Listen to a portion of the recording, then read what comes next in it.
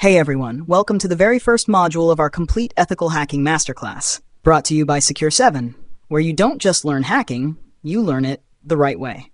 Whether you're someone curious about how hackers think, or you're serious about becoming a cybersecurity professional, you're in the perfect place. Here at Secure7, we don't just teach theory. We go deep into real-world tools, hands-on labs, and mindset training so you can build real hacking skills from scratch. And this isn't just a crash course. This is your full roadmap to becoming a certified ethical hacker. No fluff, no shortcuts, just pure structured content from beginner to advanced. By the end of this masterclass, you'll not only understand how hackers break into systems, you'll know how to stop them. So if you're serious about cybersecurity, go ahead and subscribe, like, and hit that bell icon, because every module builds on the last, and you won't want to miss a single one. All right, let's kick things off with Module 1, Introduction to Ethical Hacking. Hey everyone, and welcome to Module 1 of the Ethical Hacking Masterclass, right here on Secure7. The place where hacking meets purpose. I'm genuinely excited that you've chosen to begin this journey with us. Whether you're a curious beginner, a tech enthusiast, or even someone from IT looking to shift into cybersecurity, this course is designed to help you build real skills from scratch. Now, before we dive deep into commands, exploits, and firewalls, let's take a moment to set the stage. What you'll learn in this module. Over the next few videos, you're going to learn 1. What ethical hacking really is and how it's different from criminal hacking. 2. Types of hackers. White hats, black hats, gray hats. Yes, it's like a digital Wild West out there. 3. Legal and ethical responsibilities, because one wrong click can get you in trouble if you're not careful. 4. Career opportunities. What kind of jobs exist? What certs can help you get hired? We'll break it all down. 5. How to set up your own hacking lab, a safe virtual environment where you can experiment and practice without breaking any laws. Sounds good, right? Quick gossip time. Did you know a 13-year-old once hacked into a school network and changed his grades, and then posted a tutorial on Reddit? Bold move. Not ethical, but shows how early and curious some hackers start. The key difference? Intent and permission. That's what separates ethical hackers from criminals. By the end of this module, you'll not only understand what ethical hacking is, you'll start thinking like a hacker. And that's where transformation begins. So grab your notebook, hydrate, and stick around. This is going to be fun. And hey, if you haven't subscribed yet, now's the time. Hit that bell too, so you don't miss the next module. Let's move on to section 1.2. What is ethical hacking? Welcome back to Secure7, and let's get into the real meat of this module. What is ethical hacking? So, what is ethical hacking? Let me break it down in simple terms. Ethical hacking, also called white hat hacking, is when you legally and deliberately break into computer systems to find security flaws before the bad guys do. That's right, you're breaking into systems with permission. It's like when a bank hires someone to test if their vault can be cracked. Not to steal money, but to make sure no one else can. Ethical hackers think like malicious hackers, but act with integrity. You simulate real cyber attacks so companies can fix their defenses. Now here's where it gets cool. Imagine a company as a digital castle. You're the knight who's trying to sneak in, not to attack the king, but to find the secret tunnels before the enemy does. Sounds fun, right? Cyber gossip break. A few years ago, a hacker found a vulnerability on Facebook that let him post on anyone's timeline, including Mark Zuckerberg's. He reported the bug, and although Facebook initially ignored him, the exploit made it public. And guess what? After the backlash, he ended up receiving a bounty reward and major respect from the community. That's the power of ethical hacking. You can expose flaws, help protect people, and even get paid. Why ethical hacking matters. We live in a time when everything is online. Banking, healthcare, government records, even refrigerators. If something has a network, it can be hacked. And companies know that. That's why ethical hackers are in massive demand, from startups to Fortune 500s, from hospitals to military intelligence. And trust me, this field is only growing. Skills used in ethical hacking. As an ethical hacker, you'll learn to scan networks and systems for weaknesses, exploit those weaknesses safely, report findings in clear, professional ways, use tools like Kali Linux, Nmap, Metasploit, Burp Suite, and more. Understand how systems are built and how they break. It's not just about hacking, it's about problem solving, creativity, and thinking like an attacker to build stronger defense. Remember, permission is everything. Hacking without permission, even just out of curiosity, is still illegal. If you're not authorized, it's called black hat hacking. And yes, people go to jail for it every year. Ethical hacking is powerful, but only when it's controlled, legal, and ethical. So to sum it up, ethical hacking is the art of thinking like a hacker, but acting like a professional. You're not just learning how to break things, you're learning how to secure the digital world. That's it for this section. In the next one, we'll talk about the types of hackers: white hats, black hats, gray hats, and even the chaotic ones in between. It's going to get interesting, so stay tuned, and make sure you're subscribed to Secure 7. Welcome back, Hacker in Training. In this section on Secure 7, we're diving into the many shades of hackers. Spoiler alert, not all hackers wear hoodies in dark basements, but some do. Let's break down the different types of hackers you'll hear about in the cybersecurity world. Each one has a different mindset, mission, and moral compass. 1. White hat hackers, the good guys. That's you, or at least who you're becoming. White hat hackers work legally and ethically, often hired by companies to test their systems for vulnerabilities. They follow laws, work under contracts, and help make the digital world safer. Quick story. Companies like Google and Apple have official bug bounty programs, paying white hat hackers thousands of dollars to report bugs. Some ethical hackers make 6 figures just from bounties. 2. Black hat hackers, the bad guys. These are the cyber criminals you hear about in the news. They break into systems illegally, steal data, destroy networks, hold companies ransom with malware or ransomware, all for money, power, revenge, or chaos. They're dangerous and smart, and the reason ethical hackers are in such high demand.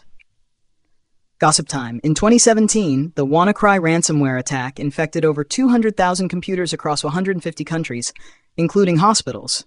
It was a black hat attack, and it changed cybersecurity forever.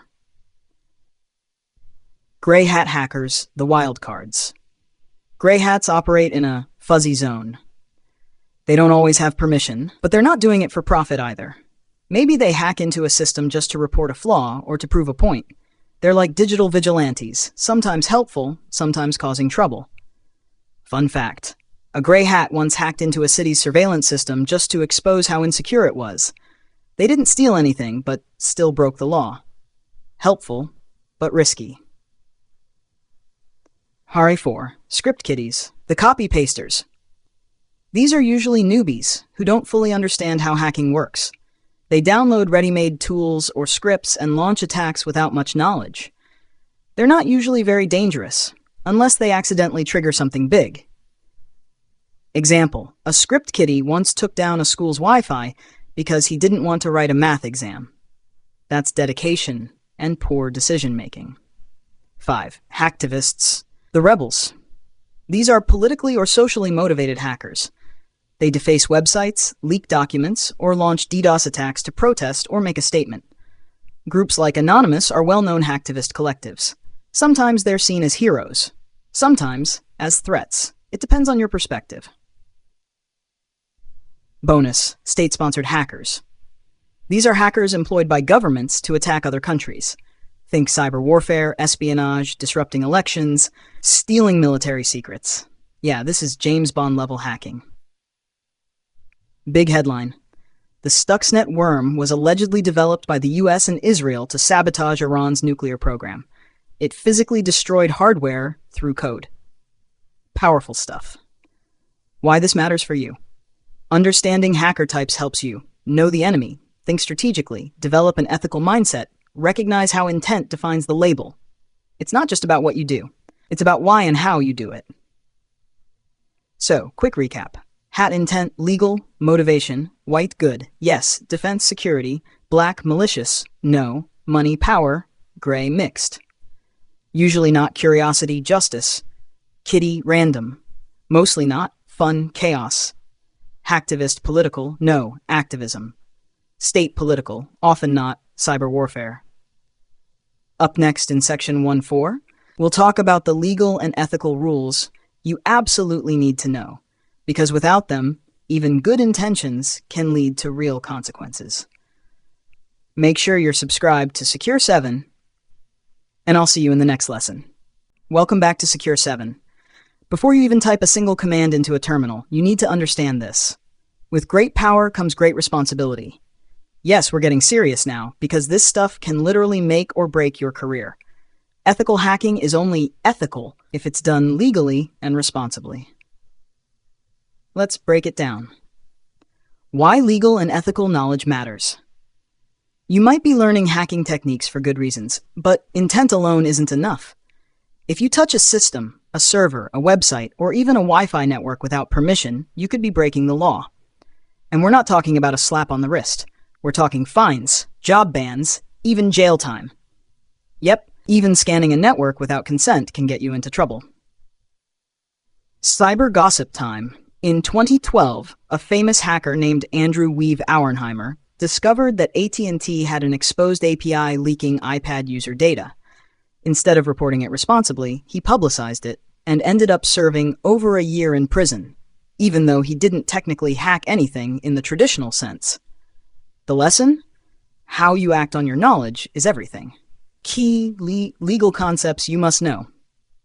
Let's go over the big legal rules that apply in most countries, though always check your local laws. 1. Unauthorized access is a crime. In the US, it falls under the Computer Fraud and Abuse Act, CFAA. Other countries have similar acts, like the UK's Computer Misuse Act. Basically, accessing a system without permission equals crime. Even attempting to access equals still a crime. 2. Written permission is mandatory. Even if your boss says, go ahead and test our website, you need it in writing. Always get a signed document that outlines what systems you're allowed to test, what methods you're allowed to use, when the test starts and ends. This is called a Rules of Engagement, ROE, or scope document. 3. Handle data responsibly. If during a test you find sensitive data, credit cards, passwords, personal info, you must report it immediately. Never store or share it. Delete any screenshots or logs responsibly. Respect privacy, always. Remember this simple rule: no permissions, no hacking. Period. The Ethical Hacker's Code. You're not just a techie, you're a digital security professional. And with that comes a code of conduct. Here's what separates pros from amateurs. Always act with integrity. Follow all legal guidelines. Respect the confidentiality of client data. Never cause harm to systems or people. Be transparent and document everything. Ethical hackers are trusted. If you break that trust, you lose everything: your reputation, your job, maybe even your freedom. Another quick one. An intern at a tech company once ran an internal penetration test without permission, trying to impress their manager. They accidentally took down the whole intranet and cost the company thousands in downtime. They were let go that same week. Intentions were good, but ethics failed. So to recap, don't touch systems without explicit written permission. Know the laws in your country. Get the rules of engagement before doing anything. Respect data privacy and boundaries. Be professional and trustworthy. This section isn't just to keep you safe, it's to make sure you're seen as a real, reliable, ethical hacker in the industry. Coming up next, in section 1.5, we'll explore the certifications and career paths that can help you land jobs, grow in this field, and get taken seriously by employers. Make sure to subscribe to Secure 7, and remember, you're not just learning how to hack, you're learning how to protect the future. Welcome back to Secure 7, where we're not just learning how to hack, but how to turn it into a career. In this section, we're diving into the top certifications in ethical hacking, what each one offers, career paths you can follow, and how to start even if you have zero experience. Let's go. Why certifications matter in cybersecurity. Your skills matter most, but certifications open doors. They show employers that you've passed exams, mastered essential tools, and understand how to work responsibly and professionally. Certs give you credibility, help you stand out, and can often lead to better salaries and real job offers. Let's break down the most popular ones. 1. CEH, Certified Ethical Hacker, provided by EC Council, best for beginners and intermediate learners. Topics: footprinting, scanning, enumeration, system hacking, web app attacks, malware, wireless, social engineering, and more. Exam, multiple choice, 125 questions. It's like the entry ticket into the professional ethical hacking world. Recognized globally and a great addition to your resume. Pro tip, it's theoretical, so pair it with hands-on labs like Try Hack Me or Hack the Box. 2.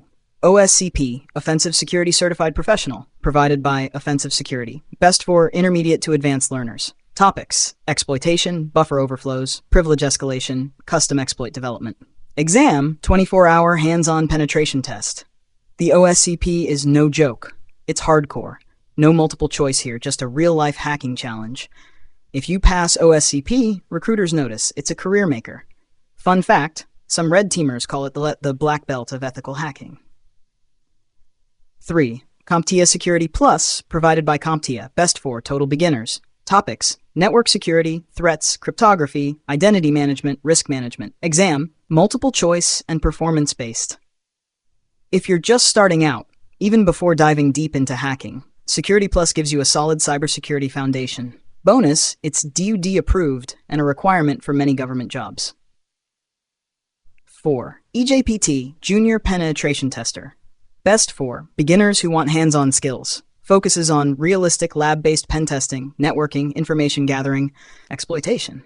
Many students say EJPT is the best first cert because it's cheap, practical, and teaches you real hacker thinking. It's fun, it's doable, it'll boost your confidence. 5. PNPT, Practical Network Penetration Tester, TCM Security, known as a modern, respected, affordable hands-on cert. Topics: external, internal pen testing, AD exploitation, report writing. Exam, real engagement with a real report at the end. Gossip alert. A lot of professionals are now choosing PNPT over CEH because it's cheaper, hands-on, and more realistic. Career paths in ethical hacking with the right certifications, real skills. Here are the roles you can go for. Role: what you do. Average salary. Penetration tester. Simulate cyber attacks. 90K to 140K. SOC analyst. Monitor and respond to threats. 60K, 100K. Red team member. Act like an attacker to test defenses. 100K plus. Security consultant. Audit and advise companies. Varies. Vulnerability analyst. Identify and report flaws. 70. Security trainer, content creator. Teach and create courses like Secure 7. Flexible.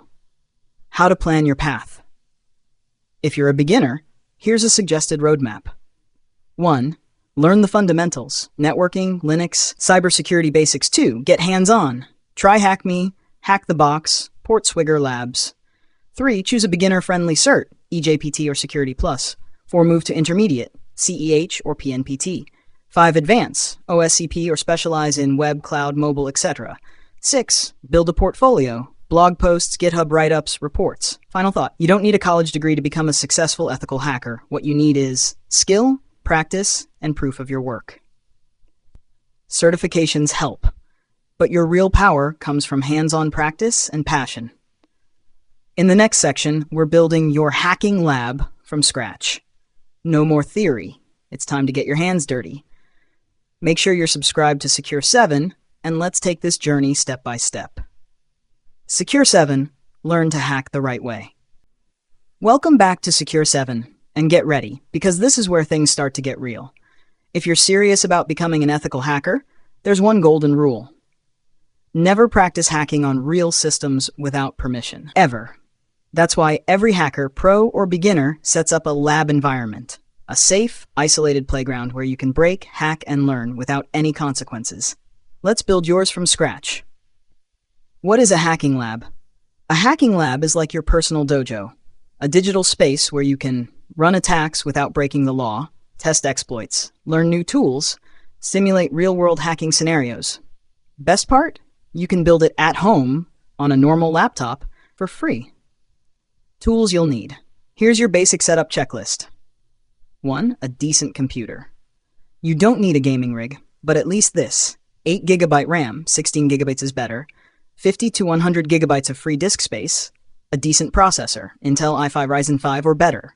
Fun fact, some hackers start with old laptops or even Raspberry Pi setups just to keep it budget-friendly. How 2. Virtualization software. This lets you run multiple virtual computers inside your main system. Pick one of these. VirtualBox, free and open source. VMware Workstation Player, free for non-commercial use. VirtualBox is more than enough for beginners. 3. Kali Linux, your attacker machine. Kali is the #1 Linux distro for penetration testing.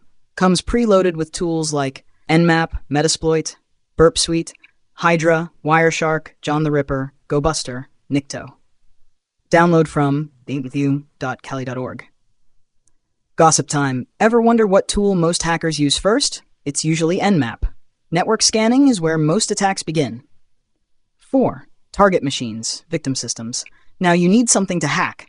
Don't worry, these systems are designed to be attacked. Recommended targets: Metasploitable 2, Classic Vulnerable Linux Box, DVWA, WA, Damn for Learning Web App Flaws. OWASP Juice Shop, a modern, realistic web hacking lab. Windows 10 11 VM, for practicing privilege escalation and Windows attacks. Optional but powerful. We'll walk through how to install these in upcoming videos. 5. Isolate the network. Super important. You do not want your hacking lab connected to the open internet. In VirtualBox, create an internal network. Assign all VMs to that network. Disable internet access inside Kali and victims. Why? So your Nmap scan doesn't accidentally ping your neighbor's router. Or worse, your tools don't try to attack your real network. One student once left his lab connected to Wi-Fi. A poorly written payload escaped and triggered his home antivirus across all devices. Learn from his mistake. Optional but useful. Snapshot your VMs before you start attacking. Use Remnux for malware analysis, advanced. Try HackMe or Hack the Box for cloud-based labs. Example setup overview: virtual machine, role, OS, Kali Linux, attacker Linux, Metasploitable 2, target Linux, DVW, web target, Linux plus PHP MySQL, Windows 10, target Windows. You now have a fully functional 100% legal hacking environment at home. You can scan, you can exploit, you can break things, then fix them again. Practice makes power. Coming up in the final section of Module 1, we'll recap everything you've learned and show you what to expect in Module 2. Make sure your Kali Linux is installed, your virtual machines are ready, and you're subscribed to Secure 7 for the next step in your hacking journey. Congratulations! You've officially completed Module 1, Introduction to Ethical Hacking, right here on Secure 7. Take a moment and appreciate how far you've come. Let's quickly recap what you've learned so far and what to expect moving forward. What you've learned in Module 1. Over the past few sections, you've built a solid foundation. Here's a summary. What is ethical hacking?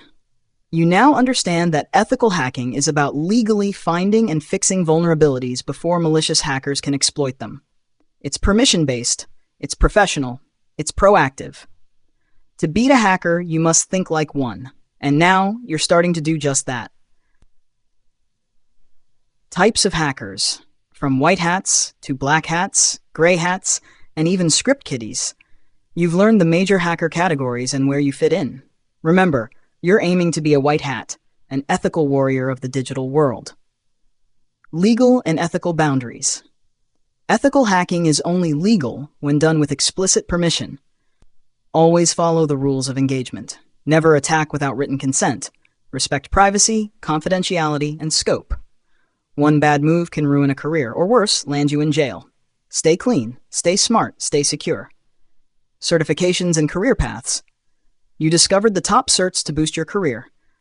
CEH for fundamentals, OSCP for hardcore pen testing, Security Plus to start your cybersecurity journey, EJPT and PNPT for hands-on learners. And career paths ranging from penetration tester to SOC analyst, security consultant, red teamer, even a trainer or content creator like me here at Secure 7. Building your own hacking lab. You've got the roadmap to build a safe, legal hacking environment using Kali Linux, Metasploitable 2, DVV Shop, VirtualBox or VMware. Internal isolated networks. You now have the tools to practice and grow without risking real-world damage. This is where the magic happens. Lab time is grind time. What's coming in Module 2? Now that you've got the mindset, it's time to learn the mechanics. In Module 2, Networking Fundamentals, we'll cover what is a network, how IP addresses and ports work, what is DNS, DHCP, NAT, etc. How hackers scan, sniff, and spoof, and how you can master the basics of traffic flow. Because here's a secret. You can't hack what you don't understand. Networking is the bedrock of hacking. If you skip it, you'll always hit a ceiling. But if you master it, you can break through firewalls, sniff packets, reroute traffic, and exploit weaknesses like a pro. Pro tips before Module 2. Make sure your virtual lab is set up. Test if your Kali VM can ping your target VM. Download Wireshark, it's coming soon. Review IP basics, watch a quick video if needed. Stay curious and take notes. Music fades slightly, tone turns motivational. You've just taken the first real step in your ethical hacking journey.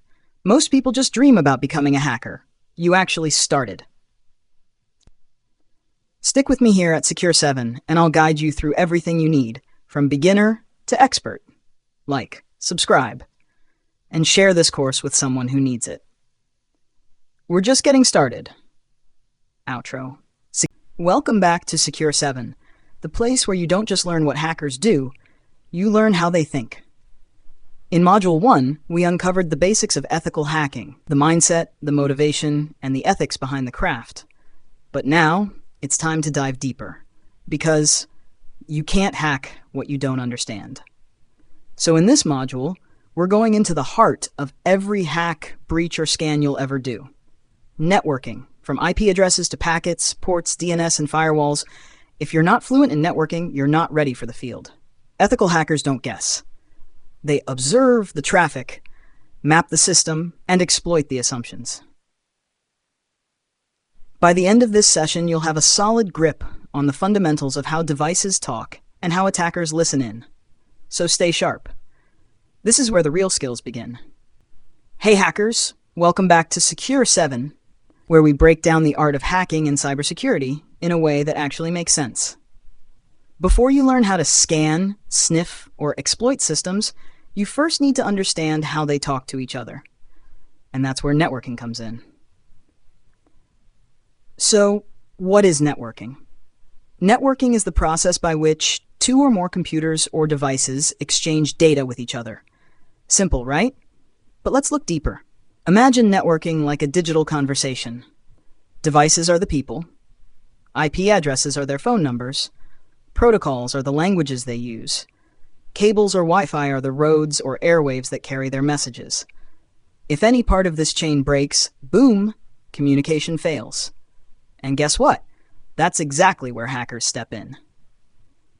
Networking in the real world. Think about the apps you use every day. WhatsApp, Instagram, Google, banking apps. Every single tap or swipe sends network requests behind the scenes. As an ethical hacker, you're going to intercept these requests, analyze the traffic, understand protocols, and discover weak links. And to do all that, you've got to speak the language of the internet, which is networking. Key concepts you'll learn in this module. Here's what we'll dive into next. What is an IP address and how it's assigned? Ports and why they matter. TCP versus UDP and why one is chatty. DNS, the phone book of the internet. Subnets, gateways, MAC addresses. The OSI model. Yes, we'll make it simple. Fun fact, every time you send a message or click a link, you're walking through 7 layers of digital communication. Hackers love the OSI model because it shows where to break in. So that's your intro to networking. In short, networking is how computers talk. Hacking is about listening in, speaking back, or interrupting those conversations. Get ready, because in the next section, we're diving into IP addresses, your target's digital identity. Don't forget to hit that like button, subscribe to Secure 7, and drop your questions in the comments. Alright hackers, welcome back to Secure 7. Now that we've covered what networking is, it's time to learn about IP addresses, the digital identity of every device on a network. If you're going to scan networks, target machines, or spoof traffic, you must understand how IPs work and how they're grouped using subnets. Let's break it down. What is an IP address? An IP address, short for Internet Protocol Address, is a unique number assigned to each device on a network. Think of it like a home address, but for your computer. There are two types. Example, 192.168.1.1. Example, FE80 1D2A 480B 8765 21C7. As a hacker, you'll mostly deal with IPv4, especially in labs and internal networks. IP address breakdown, IPv4. IPv4 is made up of 4 numbers separated by dots, like this, 192.168.0.1. Each number, or octet, ranges from 0 to 255. That gives us about 4.3 billion possible addresses. An IP address is split into 2 parts. Network ID tells you which network the device belongs to. Host ID tells you which device on that network. What is a subnet? A subnet is a smaller portion of a larger network. It helps organize IP addresses and improve performance and security. You'll see subnet masks like 255.25.0/24. /24 means the first 24 bits are for the network. The remaining 8 are for the host. Subnets help hackers narrow their scan range. Instead of hitting all 4 billion IPs, you can target just 254. Example in a lab. Let's say your attacker machine is on 192.168.1.100/24. That means you're in the 192.168.1.0 network. You can scan 192.1.1 to 192.168.1.254. This is why understanding subnets equals scanning smarter. Hacker use case. Ethical hackers use IP and subnet knowledge to run Nmap scans effectively, avoid triggering firewalls, discover hidden systems in a range, conduct network enumeration. You can even spoof your IP to trick defenses, but more on that in advanced modules. Tools you'll use. Some key tools you'll use for IP and subnet work. IPAddr, ifconfig, to check your IP. Nmap, to scan subnet ranges. Ping, netstat, traceroute, for basic recon. Subnetcalc, calculate IP ranges. IP addresses are the addresses of targets, and subnetting helps you find the neighborhood they live in. Understanding these concepts gives you laser-sharp scanning, better recon, and fewer wasted attacks.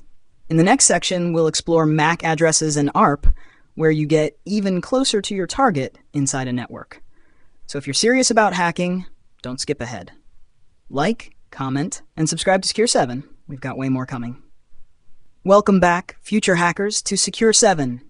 You've already learned how IP addresses work, the digital home address of every device. But there's a deeper layer, the hardware address that identifies every device on a local network.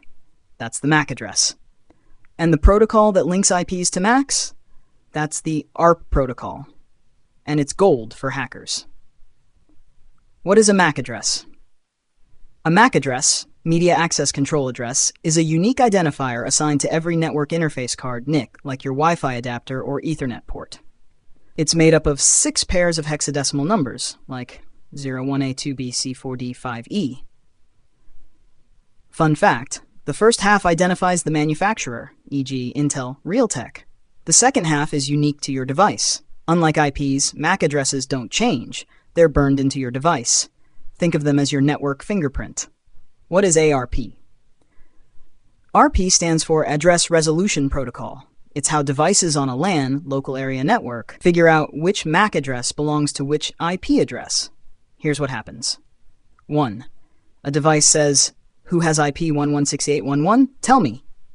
2. The device with that IP responds, "I do. My MAC is 001A2B3C4D5E." This exchange is how your device knows where to send packets at the hardware level. And guess what? That process is completely trust-based, and that's where ARP spoofing comes in. Hacker use case, ARP spoofing.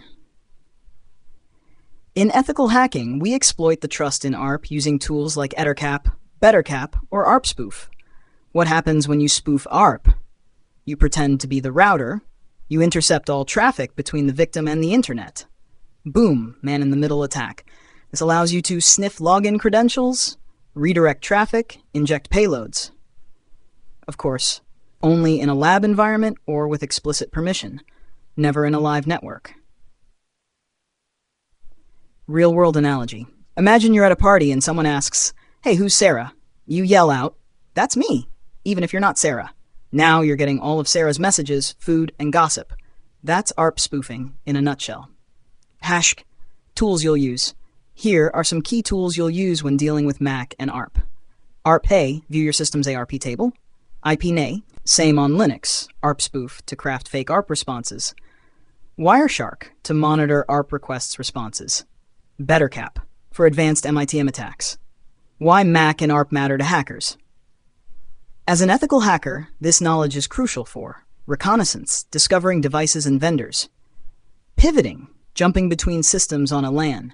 Sniffing, intercepting unencrypted traffic. Spoofing, impersonating devices for attacks.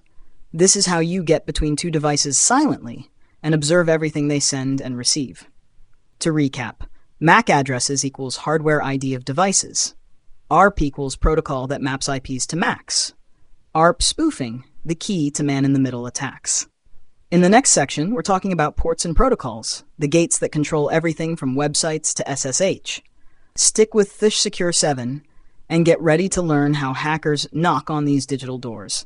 Like, comment, and subscribe if you're finding this series helpful. More labs, tools, and hands-on come your way. Welcome back to Secure 7, Hackers in Training. In the last section, we covered how devices talk to each other on a local network using MAC addresses and ARP. But how do computers know which app or service to talk to, like a website's email versus file sharing? That's where ports and protocols come in. What is a port? Imagine your computer as an apartment building. The IP address is the building's address, and ports are the individual apartment numbers. Each port represents a specific service or application running on a device. For example, port 80, HTTP web traffic, port 443, HTTP secure web traffic, port 22, SSH remote terminal access, port 21, FTP file transfers, port 25, SMTP sending emails. There are 65,535 ports in total, but only the first 1,024 are known as well-known ports. TCP. UD ports work with two main transport protocols. TCP, Transmission Control Protocol, reliable, connection-based, like a phone call, used for HTTP, SSH, FTP, etc. UDP, User Datagram Protocol, faster but connectionless, like throwing a paper airplane, used for DNS, video streaming, VoIP. As an ethical hacker, you'll need to know which services use which protocols to tailor your attacks. Why ports matter to hackers? Every open port is a potential entry point for an attacker. It's like walking down a street and checking every door to see which one is unlocked. Hackers use tools like Nmap to scan for open ports, Netcat to connect to them, Masscan for lightning-fast scans. Once you find an open port, you can identify the service behind it, look for known vulnerabilities, try default credentials, attempt exploitation, Example, HTTP on port 80. Say you scan a target and find port 80 open. That's probably a website. You can visit it directly in a browser, use tools like Nikto or Derb to scan for hidden paths, check the HTTP headers for useful info. Now imagine you find port 22, SSH. You might try brute forcing with Hydra, attempt to enumerate usernames, check if it allows password login, bad practice. This is how ethical hackers map attack surfaces. Common ports you must know: port, protocol, use, 2021, FTP, file transfers, 22, SSH, secure shell, remote access, 23, telnet, remote login, 25, SMTP, sending email, DNS, resolving domain names, HTTP, web, and 10, POP3, email retrieval, 139.445, SMB, Windows file sharing, 404 HTTPS, secure web, 3306, MySQL, database access. Memorizing these will massively improve your recon skills. Lab tip. In your virtual lab, run this command to see open ports on your machine. Bash sudo netstat tulin, or scan your target VM using bash nmap-sv 192.168.1.105. You'll instantly see which services are running and on which ports. To recap, Ports equals entry points for services. TCP equals reliable. UDP equals fast. Open ports equals potential attack vectors. Scan equals first step in ethical hacking. In the next section, we'll dive into firewalls and network segmentation, the barriers you'll face, and how hackers map and sometimes bypass them. So stay tuned, stay sharp, and if you haven't yet, subscribe to Secure 7 and drop a like if you're learning something new. Welcome back, cyber explorers, to Secure 7. You've seen how devices talk over a network using IPs, MACs, and ports. But what's stopping an attacker from scanning everything and breaking in? That's where firewalls and network segmentation come into play. The first real barriers that stand between you and a vulnerable target. What is a firewall? A firewall is a system that controls incoming and outgoing network traffic. It works like a security guard that checks every packet and decides, should I allow this or block it? There are three main types of firewalls. 1. Packet filtering firewall, checks basic info, IP, port, protocol. 2. Stateful firewall, tracks entire connection sessions. 3. Next-gen firewall, NGFW, deep packet inspection, intrusion prevention, malware detection. Many systems also use host-based firewalls, like Windows Defender Firewall, which protects the individual device. Why firewalls matter in hacking. From a hacker's POV, firewalls are obstacles you must detect, understand, work around, ethically, of course. Here's what firewalls can do. Block specific ports, e.g. SSH on port 22. Drop suspicious traffic, like a port scan. Restrict access to only trusted IP addresses. Detect abnormal behavior, like brute force attempts. Knowing how firewalls behave helps you avoid detection and tailor your scans accordingly. Real-world analogy. Imagine you're trying to enter a nightclub. The bouncer at the door checks your ID IP address, sees what you're wearing, protocol, asks what you're here for, port service. Might even remember if you caused trouble before, stateful inspection. If you don't meet the requirements, you're not getting in. Same with firewalls. They enforce the rules of who gets access and who doesn't. What is network segmentation? Now let's talk about network segmentation, another layer of defense. In large environments, not every device should be able to talk to every other device, so networks are broken into segments, or VLANs, virtual LANs. For example, Finance VLAN, HR VLAN, Guest Wi-Fi VLAN. Even if you compromise one machine in the Guest VLAN, segmentation prevents you from reaching the Finance VLAN unless it's misconfigured. That's where ethical hacking comes in, to test if those boundaries can be crossed. How hackers approach this. Here's how ethical hackers deal with firewalls and segmentation. Firewall evasion. Use decoy scans, Nmap-D. Slow down scan speed, scan delay. Spoof MAC IP addresses, bypassing segmentation. Search for misconfigured routers. Exploit devices with access to multiple segments. Use ARP spoofing to pivot between VLANs. Nmap for firewall detection. Wireshark for traffic analysis. IP tables, UFW, configure your own firewall in labs. Why this is critical for ethical hackers. When conducting penetration tests, this is where the report really matters. If you find a firewall is not configured properly or segmentation is missing, that's a high-risk finding. Because once an attacker gets inside a flat network, they can move laterally and compromise the entire infrastructure. As an ethical hacker, your job is to find those weak points before the bad guys do. Lab tip. Want to try this in your lab? Set up 2 VMs on separate VirtualBox networks. Use Kali to scan and connect to the other. It should fail if properly segmented. Try to ARP poison or spoof routes to gain access. This hands-on experience will help you understand what works and what doesn't. To recap, firewalls equals your first real gatekeepers. They inspect IPs, ports, states, and more. Network segmentation limits attacker movement. Hackers look for misconfigs to bypass defenses. In the next section, we go fully practical. DNS, DHCP, and the hidden power of network services. Trust me, DNS isn't just boring name resolution, it can be a hacker's dream. Make sure you've subscribed to Secure 7, hit that like button, and prepare your lab. We're about to dive deeper. Welcome back to Secure 7, Future Hacker Legends. We've talked about IPs, firewalls, and segmentation, but what about the network services that actually make everything run? Today, we dive into DNS, DHCP, and other core services that make networks work, and how attackers can manipulate them. What is DNS, domain name system? Let's start with DNS, the phone book of the internet. Every time you type google.com, DNS translates it into an IP address like 142.25.19.68. But DNS does a lot more. It helps systems locate other devices, servers, printers, etc. It can redirect traffic. It often runs insecurely by default. As an ethical hacker, DNS is a goldmine. Why? You can sniff DNS queries to see what users are accessing, use DNS poisoning or spoofing to redirect users, even hide data in DNS tunneling. Yes, you can exfiltrate data over DNS. DNS attacks are subtle and often go undetected.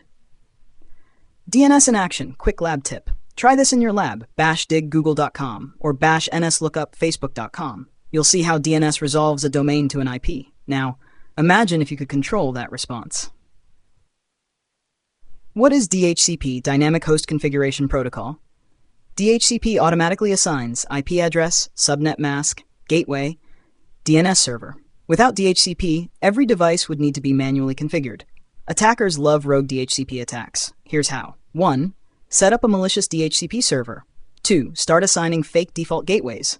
3. Route all traffic through your machine equals MITM, man in the middle step. It's that easy. This is why DHCP snooping and network hardening matter. Other key network services you must know. As an ethical hacker, know these services. SMB, server message block. File sharing, target of Eternal Blue exploit. FTP, file transfer protocol, often unencrypted, leaks data. SNMP, simple network management protocol. Admin access, bad if misconfigured.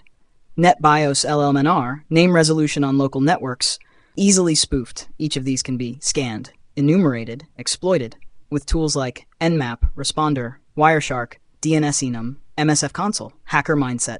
What do you look for?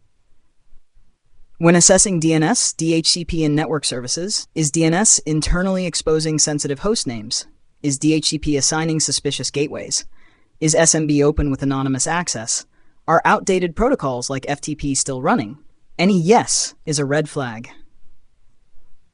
Real-world example, DNS hijacking.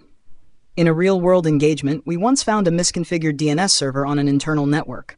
We poisoned the cache to point intranet.company.local to our own server and captured credentials when users logged in. That's the power of DNS. One weak config is entire network compromise. Lab setup tip. Want to test this safely? Use Kali Linux plus Metasploitable 2 or Windows VM. Install DNS Mask or use Responder to simulate DNS DHCP poisoning. Capture traffic with Wireshark. See how easy it is to manipulate trust. Summary. Let's wrap up. DNS resolves names and can be poisoned. DHCP gives IPs and can be hijacked. Many network services are misconfigured and easily exploited. These are early footholds for attackers and must be tested. In the next module, we move from theory to practice. Wireshark, packet sniffing, and traffic analysis, where you see what's actually happening on the wire. Don't forget, like this video, subscribe to Secure 7, and keep learning to hack the right way. Welcome back to Secure 7, where hacking becomes a skill and not just a buzzword. So far, you've learned how networks are built and how services operate, but what if you could see every packet flowing through the wires? Today, we're diving into one of the most powerful tools in an ethical hacker's toolkit, Wireshark. If you've ever wanted to watch data live, steal credentials in lab, or analyze suspicious traffic, this is the module for you. Let's unpack the digital stream, one packet at a time. What is packet sniffing? Think of packet sniffing like eavesdropping on a conversation, except it's digital. You're capturing data sent across a network, protocols being used, requests and responses, even plain text passwords if encryption is missing. And the king of packet sniffing tools? Wireshark. What is Wireshark? Wireshark is a free, open-source network protocol analyzer.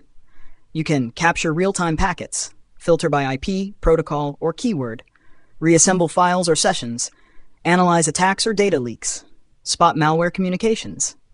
Wireshark turns invisible network traffic into readable intelligence. How Wireshark works.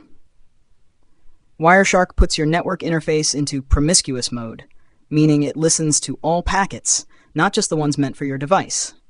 With the right position on the network, e.g. during a MITM attack or on a hub switch, you can capture data from other users, servers, printers, login forms. Just don't do it on real networks without permission. Live demo tips. Here's how you can explore Wireshark in your own lab. 1. Launch Wireshark in Kali Linux. Select your network interface, e.g. ETH0 or LAN0. 3. Hit the shark fin icon, start capture. 4. Open a browser and visit a few unencrypted websites, like http testphp.vulnweb.com. Now watch. HTTP GET and POST requests, source and destination IPs, cookie data, maybe even a password or two, if sent in plain text. Common protocols to look for. Protocol, why it's interesting. HTTP, credentials in plain text. FTP, passwords easily sniffed. DNS, website lookups. SMB, file sharing and enumeration. ARP, detect spoofing. TCP UDP, session level info.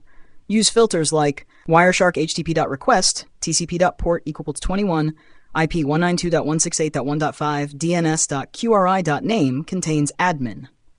Defensive view. As a penetration tester, you're not just looking for juicy data, you're spotting misconfigurations like unencrypted logins, leaky DNS, ARP cache poisoning, suspicious beaconing to C2 servers. Wireshark helps you identify exploitable paths and recommend security hardening. Hat, bonus lab exercise. Goal, capture a login password via HTTP. 1. Start Wireshark. 2. On your victim test VM, visit a fake login site like DVWA. Submit login info. 4. Stop capture. Filter with Wireshark http.request.method equal post. 6. Right-click, follow, HTTP stream, boom. There's your post data and password. Real-world insight. In real-world red team ops, Wireshark is often used during initial recon on open Wi-Fi, internal assessments after gaining a foothold, post-exploitation sniffing. You'd be shocked how often companies forget to encrypt internal traffic. That's free loot for attackers. Hash a summary. Let's review. Wireshark is essential for packet capture and analysis. Packet sniffing reveals data in motion. You can detect attacks or even launch them smarter. Learn to filter, trace, and think like the data does. And always sniff only in legal lab environments. Up next, in the next module, we'll explore scanning and enumeration, where we go from watching networks to interacting with them. You'll learn tools like Nmap, Netcat, Enum for Linux, and more. Don't forget, like this video, subscribe to Secure 7, comment if you want hands-on lab walkthroughs. Welcome back to Secure 7, where we break down hacking, ethically, practically, and professionally. So far, you've watched the traffic flow using Wireshark. Now it's time to interact with the target. Not passively, actively. Today's module is all about scanning and enumeration, two of the most critical phases of any penetration test or ethical hack. We're going to uncover live systems, open ports, running services, and even usernames without ever logging in. Let's fire up some tools and start digging. What is scanning? Scanning is the process of probing a network or system to discover live hosts, open ports, operating systems, running services. Basically, you're trying to figure out what's alive, what's open, and what can I attack. Think of it like walking down a hallway and checking every door to see which ones are unlocked. Meet the tools. Here are the essential scanning tools every ethical hacker must know. 1. Nmap, the king of port scanners. 2. Netcat, NC, Swiss Army knife of networking. 3. Masscan, the fastest scanner out there. 4. HPing 3, for custom TCP IP packets and firewalking. 5. Zmap, for internet-wide scans. Today we'll focus on Nmap because it's powerful, scriptable, and widely accepted in real-world jobs.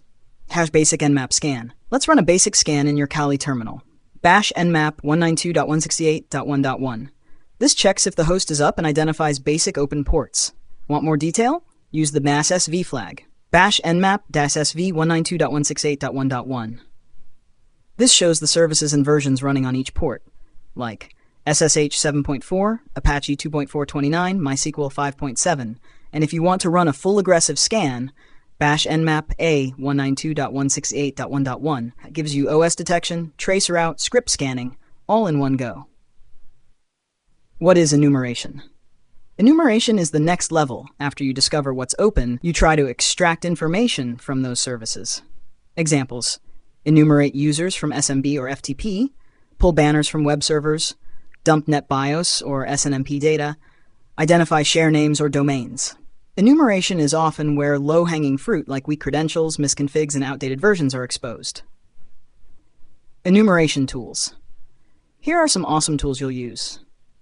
Target, enum for Linux, SMB Windows shares and users. SNMP walk, devices with SNMP, netcat, banner grabbing, nmap NSE, service-specific enumeration, NICTO, web server weaknesses. Example, enum for Linux bash enum for Linux A192.168.1.5. Outputs, OS details, domain name, user accounts, share names, password policy. Just from open SMB ports, that's valuable data for planning further attacks or reporting risks in a pen test. Real-world insights in professional red teaming. Scanning and enumeration are low-risk, high-reward steps. You can map out entire networks without triggering alerts if done stealthily. Enumeration often leads to unauthenticated access, which makes it a high priority. Companies often forget to restrict internal services like SMB, SNMP, or Telnet, a goldmine for attackers. Ethical warning: do not scan networks without explicit permission. Even a harmless ping sweep can be flagged as reconnaissance, a major legal violation if unauthorized. Build your lab, practice there. Document everything in real-life jobs. Summary: scanning equals finding targets, ports, services. Enumeration, pulling data from services. Tools like nmap, enum for Linux, SNMP walk are critical. Always think about what each open port exposes. The goal is information gathering without detection. Up next module, vulnerability analysis and exploitation basics. We've mapped the system, now we look for cracks. Stay tuned for CVE hunting, Metasploit basics, manual exploitation mindset. Like, share, comment, and subscribe to Secure 7. Tap the bell so you don't miss the next big hack. Secure 7, learn to hack the right way. Hey everyone, welcome back to Secure 7, your trusted place to learn ethical hacking the right way. So far, we've explored the foundations of hacking and dug deep into networking basics. But now, it's time to get our hands dirty in the operating system where most hacking actually happens. Linux. Why Linux? Linux is the playground of hackers. Whether you're using Kali Linux, running tools like nmap and Metasploit, or setting up a C2 server, it all happens inside a Linux environment. If you want to be a real ethical hacker, knowing Linux is non-negotiable. Not just how to use it, but how to navigate, control, script, and secure it. What you'll learn in this module. In Module 3, Linux Basics for Ethical Hackers, we'll cover how to use the Linux terminal like a pro, file system structure and key directories, essential commands every hacker must know, managing processes, permissions, and services, bash scripting intro, yes, we'll touch scripting too, real-world examples from hacking labs.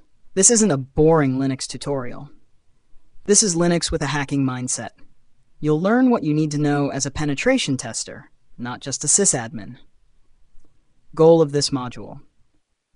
By the end of this module, you'll be able to confidently navigate any Linux-based system, understand file structures, manipulate users and permissions, and lay the groundwork for automation and exploitation. Whether you're in a CTF, red teaming, or building your own tools, this knowledge gives you the edge. So let's jump right in. Coming up next is Section 3.1, Introduction to Linux and the Command Line. Don't forget to like, subscribe, and hit that bell icon so you don't miss future modules. This is Secure 7, and you're learning to hack the right way. Welcome to Section 3.1, Introduction to Linux and the Command Line. Before you can hack effectively, you need to be comfortable in Linux. And more importantly, the command line is where most of the real magic happens. If Windows is the world of GUIs and clicking, Linux is the underground tunnel where real hackers operate. So let's start with the basics. No fluff, no filler, just what you actually need to become a hacker. What is Linux? Linux is a free and open source operating system based on Unix. It powers 90% of cloud servers, most hacking tools and distributions, like Kali, Parrot OS, Android phones, IoT devices, and even parts of space systems.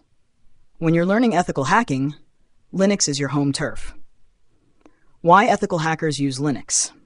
Here's why most hackers and pen testers prefer Linux. It's lightweight and customizable. It comes with built-in networking tools. You have total control over the system. You can automate anything via bash scripting. Almost all ethical hacking tools are made for Linux. Meet the terminal, aka shell.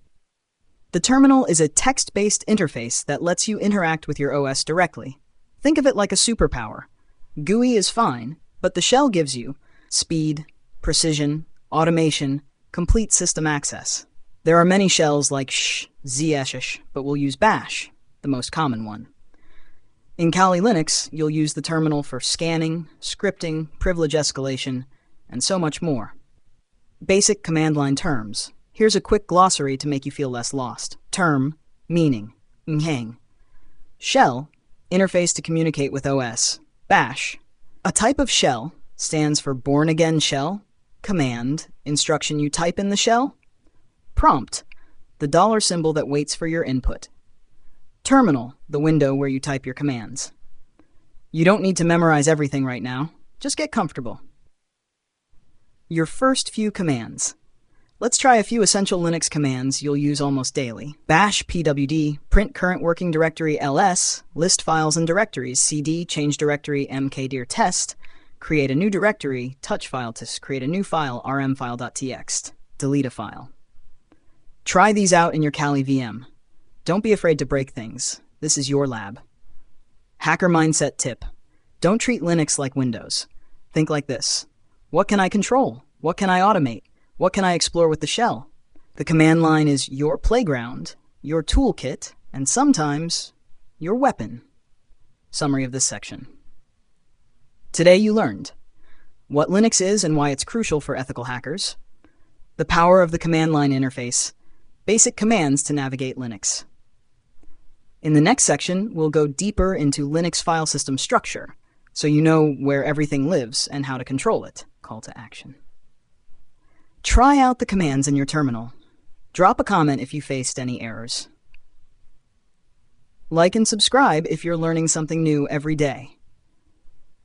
This is Secure 7, and you're learning to hack the right way.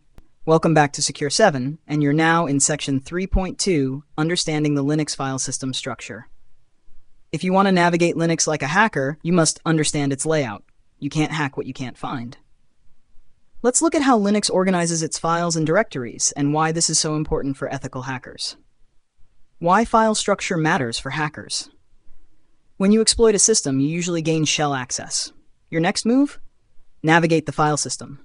Escalate privileges, extract data, cover tracks. So knowing where files are stored, which ones are critical, and which directories are most juicy is key. Linux directory structure, the root tree. At the top of every Linux file system is the root directory, represented as / everything. Yes, everything starts from /. Here's a quick look at the core folders you'll see. Directory, what it contains. /bin, essential user binaries like lscatcp. /boot, bootloader files, kernel. /dev, device files, USBs, drives, etc. Configuration files, for hackers. Home, user folders, e.g. home Kali. Lib, shared libraries used by programs. Media, removable devices, e.g. USB mounts. /opt, optional software installations. /proc, virtual info about running processes. /root, home directory of the root user. /bin, system binaries, admin commands. /tm, temporary files may contain session data.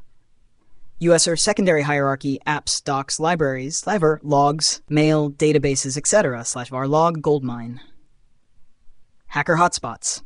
When you pop a shell on a target system, these are key locations to check. /eats passwd and /etc/shadow, user credentials logs that may expose activity. /home /username, desktop, sensitive user files. TMP, temporary scripts or files being used. /root, access only with privilege escalation. Commands you need. Let's go over some essential commands to explore this structure. Bash cd /ets hack, go to the config directory, ls else home, list user home folders with details, cat /etc passwd, view user account information, find /name.conf, find config files, can be juicy, DUSH or see disk usage per folder. Use these commands to discover, investigate, and understand any system you have access to. Pro tip: avoid accidental destruction. Some directories are dangerous to modify unless you know what you're doing. Never run random delete commands as root.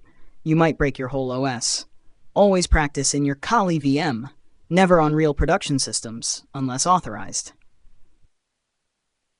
Summary: in this section, you've learned the hierarchy of the Linux file system, what's inside common directories, which locations are most useful for hackers, how to navigate and investigate them using basic shell commands.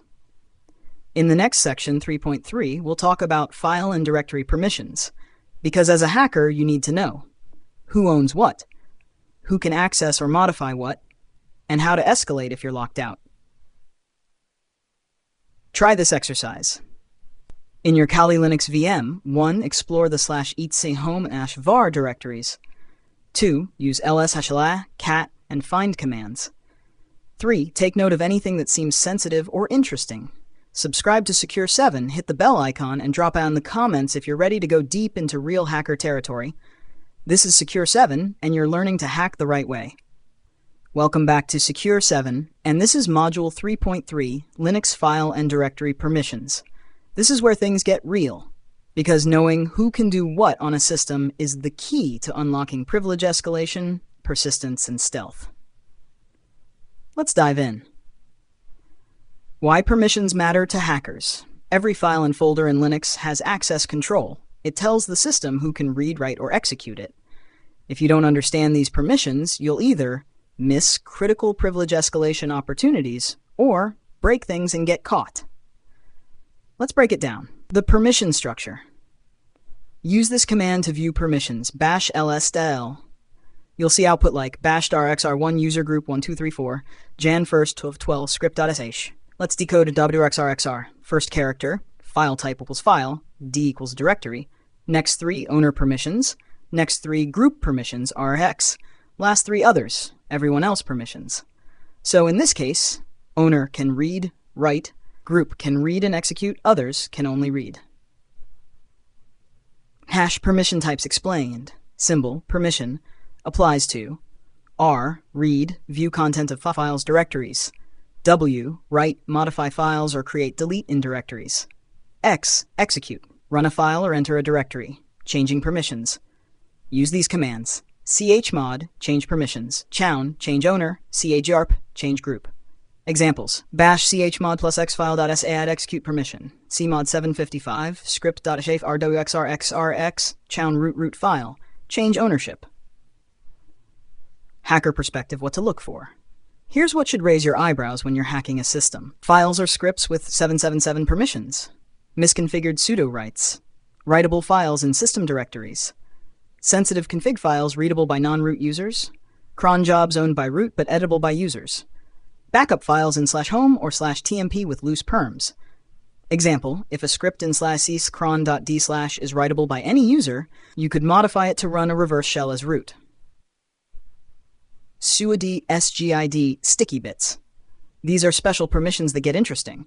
suid chmod 4755 runs as the owner, not user. sgid inherits group. Sticky bit restricts file deletion in shared dirs like /tmp. Check for them, bash find /perm-4002 dev null. If you find suid binaries owned by root, test them. They might let you escalate privileges. Try this now. In Kali or your lab. 1. Create a test file. 2. Run chmod, chown, lsl. 3. Try to execute as different users. 4. Search for SUI file. Summary. You've now learned how Linux permissions work, how to read and change them, which ones matter most for hackers, what suid sge and sticky bits do, how misconfigured permissions lead to privilege escalation. Coming up next, in Module 3.4, we'll explore basic shell commands every hacker must know, so you can take full control once inside a system. Subscribe to Secure 7, comment if you've ever used SUID to escalate in a lab, and don't forget to try all these commands in your own hacking environment. You're on your way to becoming a professional ethical hacker the right way. Welcome back to Secure 7. In Module 3.4, we're diving into the essential Linux commands every ethical hacker must know. These commands are your tool belt once you've gained access to a Linux machine, whether through SSH, reverse shell, or physical access. The faster you move and the more you know, the more power you have inside the system. Let's get hacking. Section 1. Getting oriented inside the system. pwd. Print current working directory bash pwd. ls, ls-l, ls-a. List files and directories. Bash ls-l cd. Change directory bash cd/etc. Clears the terminal. womi tells you the current user. Hostname ID unamha. System information. Tip: after getting a shell, always run womi and ID. You need to know your privileges before moving. Section 2. File and directory management. Cat less more. View file contents. cpmv rm. Copy, move, remove files. mkdir rmdir. Make, remove directories. Touch, create new empty files. Bash cats passwd cpfile.txt/temp rm-rf/temp/test. Find, locate, find files. Bash find /name config php to dev null. Section 3. Useful for recon and exploitation. psaux. See all running processes. Top or htop. Real-time system monitor. netstat tolmp ss. See network ports and processes. ifconfig or IPA. See IP addresses. ARP, ping, tracer route, network tools. crontab-l. List scheduled tasks. Red team tip. Cron jobs, open ports, and exposed services are gold mines for attackers. Section 4. Permission and ownership commands. chmod, chown, ls-l, we already covered in 3.3. sudo, su, elevate privileges if allowed. Groups. See group memberships bash sudo ll. This command tells you what you can run as root, a critical privilege escalation check. Section 5. Log files and cleanup. History shows command history, bash a history, clear history, /varlog syslog, /varlogs auth.log, wipe logs, only in CTFs. Note, in the real world, log tampering is illegal. In labs or CTFs, it's fun. In real life, it's a crime. Pro tips for efficiency. Use tab for autocomplete. Use danan to chain commands, up-down arrows for command history, alias commands to shorten repetitive tasks, man for manual pages. Bash man ls. Recap. You must master these. Navigation. cd ls pwd. File ops. cat cp rm find. Recon. ps netstat ifconfig sudo-l. Privilege. chmod chown groups. Logs and cleanup. Histories varlog/. If you can't move quickly in a Linux shell, you'll struggle during exploitation or post-exploitation. So practice these commands daily. In Module 3.5, we'll cover user and group management in Linux, because users are always the weakest link in any system. Comment below. What's your favorite Linux command as a hacker? And if you're learning something valuable, smash that subscribe button and share Secure 7 with your friends. Welcome back to Secure 7, where future ethical hackers are forged. In this lesson, Module 3.5, we'll explore how users and groups are managed in Linux, a vital skill during privilege escalation and post-exploitation. Whether you're doing a red team engagement or just managing a secure Linux server, understanding how users and groups work is non-negotiable. Section 1. Understanding users and groups. In Linux, everything is user-based. Even services run as specific users. So here's what you need to know. Each user has a username, a unique UID, a home directory, a default shell. Groups are collections of users that share permissions. Pro tip: attackers often pivot through user accounts to elevate privileges. Section 2. Key files to know. /etc/passwd stores user account info, non-sensitive. /shlado stores hashed passwords, only accessible to root. /group lists all groups and their members. Bash cat etc passd cat /etc flag group. Use these to enumerate users and privileges on compromised systems. Section 3. Managing users. Add a user, bash sudo add user John Doe. Delete a user, bash sudo deloser John Doe. Change user info, bash sudo usermod-ag sudo John Doe. Lock unlock users. Bash sudo passwd-l John Doe lock sudo passwd John Doe unlock. Locking accounts is useful for preventing unauthorized access without deleting the user. Section 4. Managing groups. Add a group, bash sudo group add hackers. Add user to group, bash sudo usermod-ag hackers John Doe. See group memberships, bash groups change group ownership of a file, bash chgrp hackers file.txt. Hacker tip: always check for users in privileged groups like sudo, admin, docker, etc. Section 5. Enumeration tactics for hackers. When you're inside a Linux machine, check for users with UID 0, root level access, look for misconfigured sudo rights, bash sudo to l. Check cron jobs run by other users, potential privilege escalation. Explore SUID binaries owned by non-root users. CTF secret: enumerating user and group configs often reveals weak spots for lateral movement. Recap what you've learned. Users equals identity, groups permission bundles. Key files //passwd/se/shadow et/group. Adding, removing, locking, and modifying users. Group management and ownership. How hackers exploit user configurations. Mastering user and group management helps you understand system structure, detect weaknesses, and avoid security misconfigurations. What's next? In Module 3.6, we'll wrap up with essential shell scripting basics, because automation is a hacker's best friend. If you're enjoying the series, comment below. I control the users, I control the system. And of course, don't forget to subscribe to Secure 7 and hit that bell icon so you don't miss Module 3.6. Welcome back to Secure 7, your training ground for mastering ethical hacking. In Module 3.6, we're diving into something powerful: shell scripting. Why learn scripting as a hacker? Because automation is the secret weapon of every successful cybersecurity pro. Why shell scripting matters in hacking? Shell scripts allow you to automate reconnaissance, enumeration, and exploitation, customize payloads, scan networks, or even brute force login portals. Save time and avoid repeating manual commands. Shell scripting: more hacks in less time. Ethically, of course. Section 1.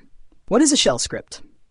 A shell script is a plain text file that contains a series of commands to be executed by the shell. Default shell in Linux: bash/bin bash. File extension .sh. Example: bash*/bin bash echo welcome to Secure 7.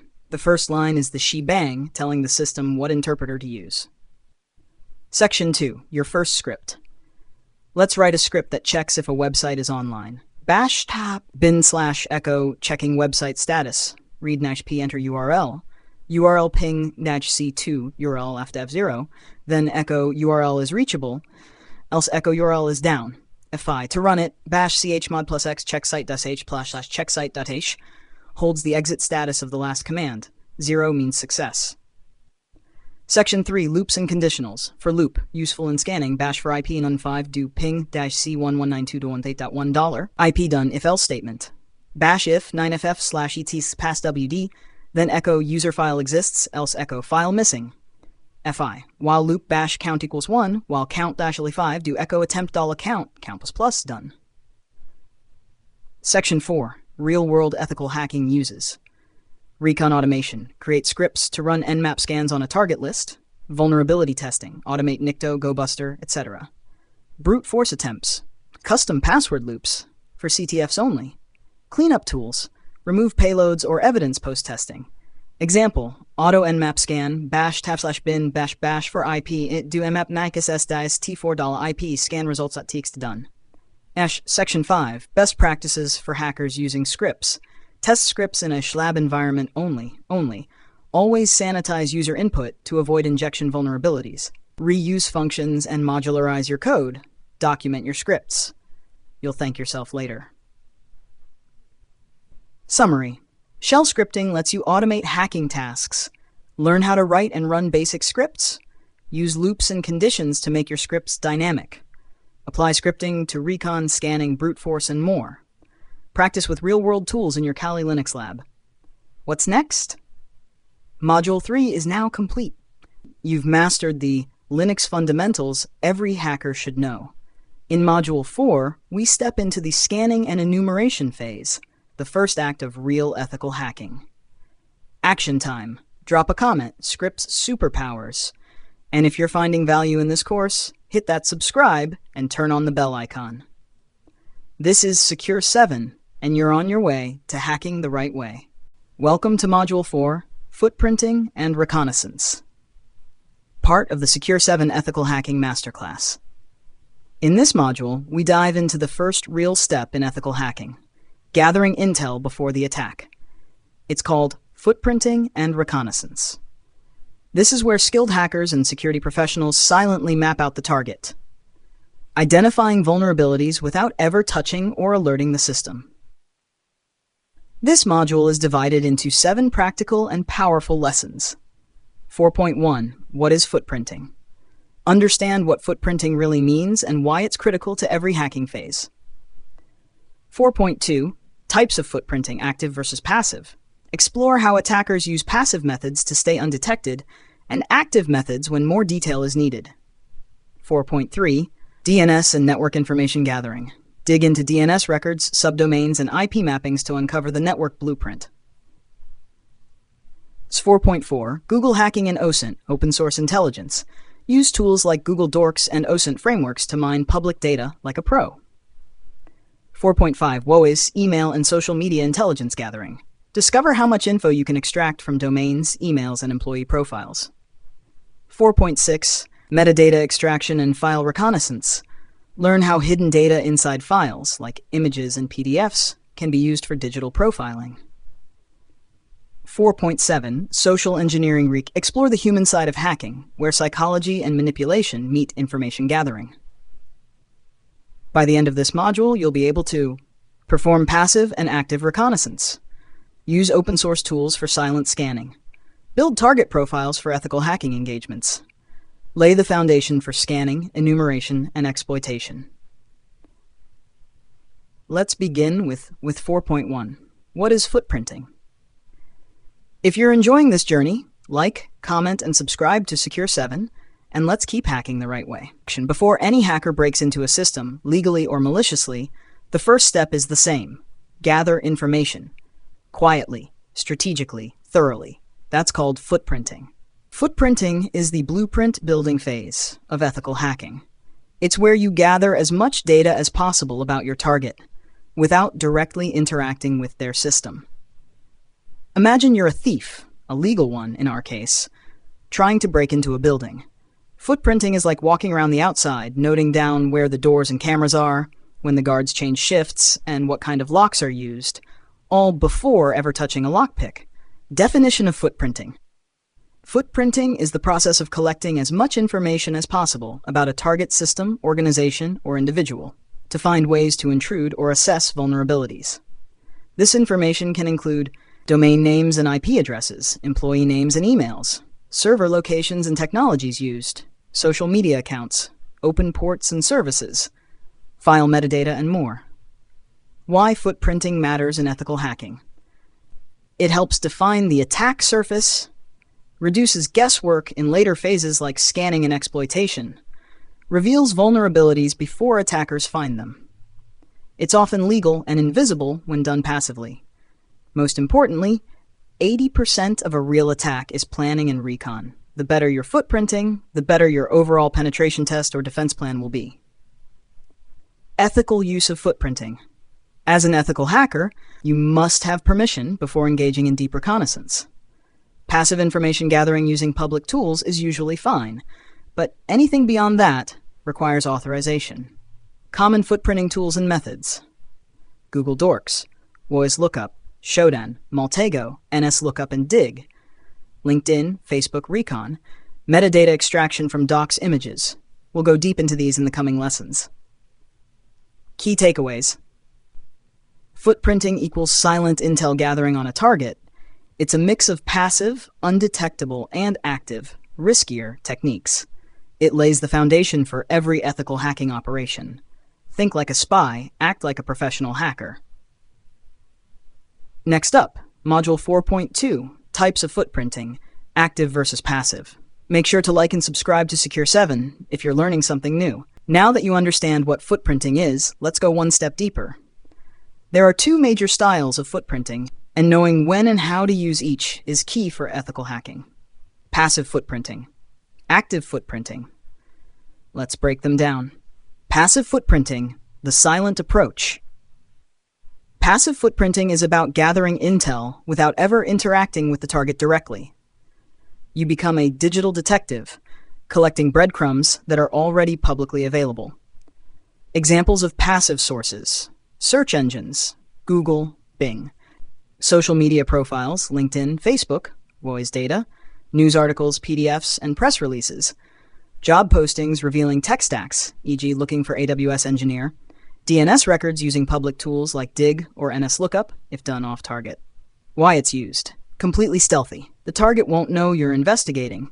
No legal boundaries crossed if using only public data. Great for social engineering preparation or basic osint, open source intelligence. Passive doesn't mean useless. A skilled attacker can build a full map just from public info. Active footprinting, the direct probe. Active footprinting involves interacting directly with the target's infrastructure. Here you send requests, pings, or scans to a system to extract data. Examples of active techniques: port scanning, Nmap, masscan, banner grabbing, detecting server types, traceroute commands, DNS zone transfers if misconfigured, email verification tools, direct ping sweeps. Why it's useful: gives more accurate and detailed info, reveals live hosts, open ports, operating systems, and more, required before exploitation phases. But there's a catch: it can trigger alerts in intrusion detection systems, IDS. Without permission, it could be illegal or unethical. Quick comparison table: feature, passive, active, if public data only. Visibility: stealthy, undetectable. Detectable, triggers alerts. Interaction with target: no, yes. Data accuracy: moderate, high. Legal risk: low, if public data only. High, if done without consent. Tools used: Google, WOIS, Maltego, Nmap, traceroute, ping. Pro tip: most skilled ethical hackers start passive, gather what they can, then switch to active once they have legal authorization and clear scope. Ethical reminder: never use active footprinting on a system you don't have permission to test. It's equivalent to knocking on someone's door at 2 a.m., not a good look. In summary, passive equals silent, legal, safe. Active equals louder, deeper, riskier, but powerful. Use both strategically during penetration testing. Always follow your scope, contracts, and legal boundaries. Next up, Module 4.3, DNS and Network Information Gathering. We'll learn how to extract valuable details from the DNS and network layer. Like, comment, and subscribe to Secure 7 if you're ready to become a recon ninja. Welcome to one of the most underrated but powerful phases of reconnaissance: DNS and network information gathering. If you control the DNS, you control the internet. That might sound dramatic, but DNS is a goldmine for ethical hackers. In this lesson, we'll explore how hackers and cybersecurity professionals can extract sensitive infrastructure information without ever breaching a system. What is DNS? DNS equals Domain Name System. It's the Internet's phone book, converting domain names like secure7.in into IP addresses like 203.133.10. But there's a catch. DNS servers often leak information, intentionally or unintentionally. That's where ethical hackers come in. Why DNS matters in Recon: reveals internal network structure, identifies subdomains, e.g. admin.secure7.in, can expose internal IP addresses, helps locate email servers, test servers, APIs, may allow zone transfers, a huge vulnerability. Tools and techniques for DNS Recon. 1. Voice lookup, reveals domain registrar, owner, contact info, DNS servers, tools, WHOIS, ICANN-lookup, uxi.com. 2. NSLookup dig, queries DNS records, A, MX, TXT, NS, etc. Tool, nslookupdomain.com, digdomain.com, any. 3. Subdomain enumeration, helps find hidden apps or staging environments. Tools, sublist 3er, CRT sheesh, amass, asset finder. 4. Reverse DNS lookup, converts IPs back to domains, useful for identifying targets in a given IP range. 5. Zone transfer attack. If misconfigured, a DNS server may reveal its full zone file, all subdomains plus records. Tool dig axfr at ns1.target.com, target.com. Only test this on authorized domains. Network info gathering techniques. 1. Ping sweeps and traceroute. Map the path to a target, identify firewalls, gateways, and response times. 2. IP range discovery. Find all systems hosted on a domain or company. Tool, Shodan, Netcraft, Census. 3. Port scanning preview, light, find open ports passively using tools like Shodan, save full scans for later modules. 4. Banner grabbing teaser, identify server software and version via headers. Tool curl target.com, whatweb, nmap.sv. Ethical hacking use cases. Find forgotten or exposed subdomains. Identify insecure DNS servers. Prepare for phishing simulation, MX Records help. Discover tech stack via CNAME or A Records. Avoid triggering alerts with passive DNS. Pro tips. Use tools like Reconning, the Harvester, and Amass for large-scale DNS recon. Combine DNS plus Google Dorks for hidden dev test environments. Document every discovered subdomain or IP. They'll be used later in scanning and exploitation. Important reminder, only test domains IPs you're authorized to test. DNS recon is legal. But DNS zone transfers or scanning live targets can get you into trouble without proper scope. What you've learned in this lesson, what DNS is and why it matters in recon, passive and active tools for DNS and network info gathering, how subdomain and zone transfer recon reveals infrastructure, tips to stay ethical and efficient. Coming next, Module 4.4, Google Hacking and OSINT. We'll uncover how Google and public data can expose vulnerabilities companies didn't even know existed. Welcome back to Secure 7. In this part of our journey, we explore how search engines and public data can be weaponized for hacking, legally and ethically. The best hackers don't break in, they log in, using public information. This is where Google Hacking and OSINT, open source intelligence, come into play. What is Google Hacking? Google Hacking refers to using advanced search techniques known as Google Dorks to uncover sensitive information indexed by search engines. This includes exposed admin portals, login pages, error messages, configuration files, and webcams, forgotten databases, documents with metadata, passwords, usernames. Examples of Google Dorks, dork, what it entitle, index of site example.com, directory listings, file type SQL in-text password, SQL dumps containing passwords, INRL, login site example.com, login pages, xlog log files, site example.com, INRL, admin portals, in-text DB password, exposed credentials and code. Google Dorks are passive. They don't send any requests to the target system directly. This makes them useful for stealth reconnaissance. What is OSINT, open source intelligence? OSINT is the art of collecting publicly available information from websites, social media profiles, government databases, images and metadata, forums, GitHub, Pastebin, YouTube, LinkedIn, Reddit. Hackers use OSINT to profile organizations, build employee target lists, find leaked credentials, map out infrastructure, discover abandoned domains or projects. OSINT tools, tool purpose, the Harvester, email and domain harvesting, Maltego, visual link analysis of people orgs, Spiderfoot, automated OSINT framework, Shodan, search devices connected to the internet, Google Dorks, search for index secrets, Hunt, Google account intelligence, social mapper, facial recognition from public profiles. OSINT in real life, gather email patterns for phishing, discover open AWS S3 buckets, identify targets tech stack, uncover data breaches related to a domain, learn about employees via LinkedIn, use metadata in documents, author name, GPS, timestamp. Metadata example file recon. Download a public PDF from a target website. Use bash exif tool filename.pdf. It may show author name, username, OS version, timestamp, software used. This can help identify internal usernames or technology used. Ethical usage. Google Hacking and OSINT are powerful tools. However, just because data is public doesn't mean you can use it maliciously. Always follow the rules. Don't use leaked credentials, don't exploit discovered pages unless in scope, never impersonate or social engineer without permission, always document your sources. What you learned in this module. How Google Dorks can uncover sensitive data. What OSINT is and how it applies to ethical hacking. Tools and techniques to gather information legally. Tips to use OSINT effectively during recon. Boundaries and ethical lines in passive recon. Next up, 4.5, WOIS, email and social media intelligence gathering. We'll dig deeper into target identities, domains, and personal data gathering from legitimate sources. Welcome back to Secure 7, where we uncover the techniques real hackers use, the legal way. In this lesson, we're diving into WOIS, email intelligence, and social media profiling, the backbone of human and domain reconnaissance. These are passive but powerful methods for mapping out targets and identifying key personnel and vulnerabilities. #1. WOIS lookup. What is it? WOIS is a public database that stores registration information about domain names.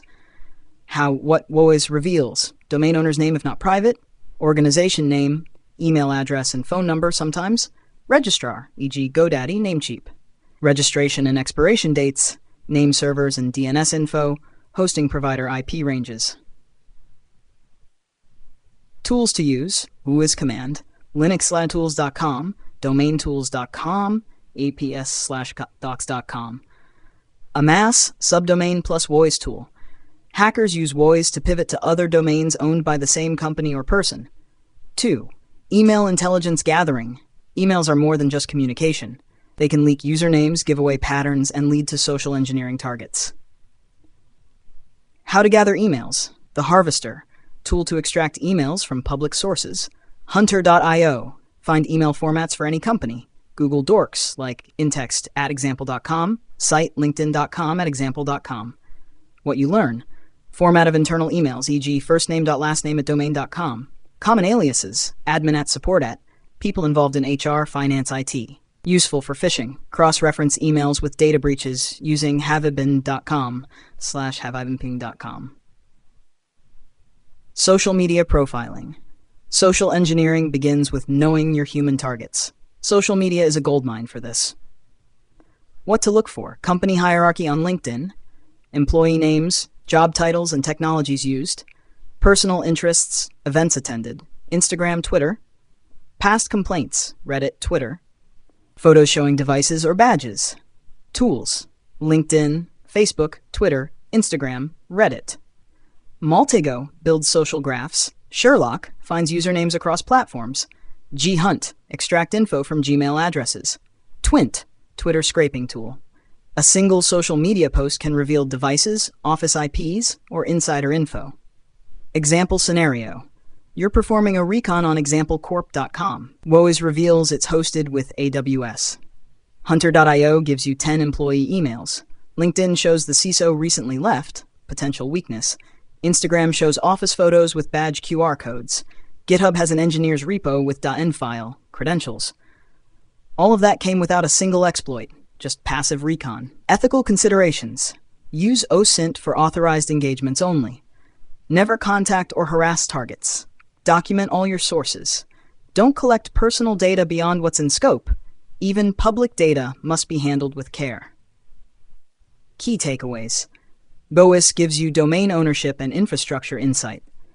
Email intel reveals naming conventions and potential users. Social media reveals people, technologies, and human weak points. Passive data equals powerful leverage in red teaming or penetration testing. Coming next, Module 4.6, Metadata Extraction and File Reconnaissance.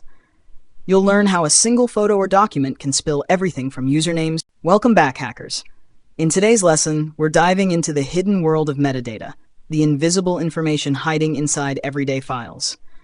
You'd be surprised how much information images, PDFs, and Office documents reveal when you know where to look. What is metadata? Metadata is data about data. Invisible information automatically embedded into files when they are created or modified. Common metadata types: author name or username, device used, make model, file path on computer, software and OS version, timestamps, creation, modification, GPS coordinates in images. Metadata is not meant to be seen, but it can expose sensitive info unintentionally. 1. Metadata in documents. Office files like .docx, .ppdx, PDF, etc. often contain author names, software version, and more. Tools to extract metadata.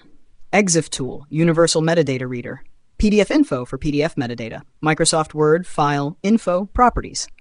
Strings, quick command line peek. Binwalk for embedded files. Real-world use. Identifying usernames, e.g. John Doe at company. Learning internal file paths, e.g. users IT dept ports. Tracking document edits. Over. 2. Metadata in images. Digital photos often include EXIF data, exchangeable image file format. EXIF data might contain camera make model, timestamp, GPS coordinates, major privacy risk, orientation, ISO, exposure, etc. Tools. EXIF tool, exif.regex.info, exif.regex.info, MAT2 for metadata anonymization, photoforensics.com for deep image analysis.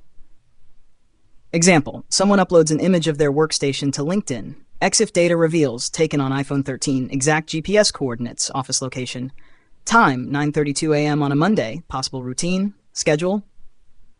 B3, file reconnaissance. Recon isn't just about metadata. Files themselves can expose internal project names, developer comments or debug logs, credentials in .env or config files, file naming conventions, recycle bin and temp file leaks. Tools for hunting: GitHub, GitLab, Pastebin, Google Dorks, site drive.google.com, file type PDF confidential, site github.com, password, Shodan, searching exposed files on servers. Use case example. You're auditing a leaked resume from a company. EXIF tool shows author, anand.xycorp.com. GPS coordinates reveal the building address, internal file path, CHA25 hiring plan.dax. PDF properties show it was exported via Adobe Pro, recent version. You now have names, locations, file paths, and software used, all without touching the network. Ethical use only. Don't extract or download unauthorized files. Perform metadata analysis only in scope. Always anonymize documents before sharing in reports. Use findings to strengthen an organization's digital hygiene. Key takeaways. Metadata hides valuable information in plain sight. Tools like EXIF tools, strings, and PDF info are your allies. Images can leak GPS, timestamps, and device info. File reconnaissance reveals internal structures without active scanning. Be ethical and responsible with what you uncover. Next up, Module 4.7, Social Engineering Recon, will explore how hackers exploit human behavior, phone calls, and email tricks, and how to defend against them. Welcome back to Secure 7. We've explored tools, data, and techniques so far, but now it's time to explore the human factor, one of the weakest links in cybersecurity. In Social Engineering Recon, we focus on gathering intelligence about people, their habits, roles, relationships, and digital footprints, to exploit them without ever touching a firewall. What is social engineering? Social engineering is the art of manipulating people to give up confidential information or perform actions that compromise security. In Reconnaissance, we use social engineering to gather pre-attack intelligence like who works where, their job roles, their habits, hobbies, behavior, communication styles, platforms they use. This helps us craft more realistic phishing attacks, pretexts, or impersonation strategies. 1. Employee enumeration. Identify key personnel within the target organization. Focus on executives and leadership, HR and finance, handles payroll invoices, IT staff, access to infrastructure, new hires or interns less aware of threats. Tools and platforms. LinkedIn, Facebook, Instagram, Twitters, company websites, About Us team, people search engines, e.g. people, hunter.io. 2. Profiling individuals. Once people are identified, gather personal data to build psychological profiles. What to look for: interests, hobbies, pets, travel, photos that show workspace, screens, badge IDs, language, tone of writing, helps in phishing.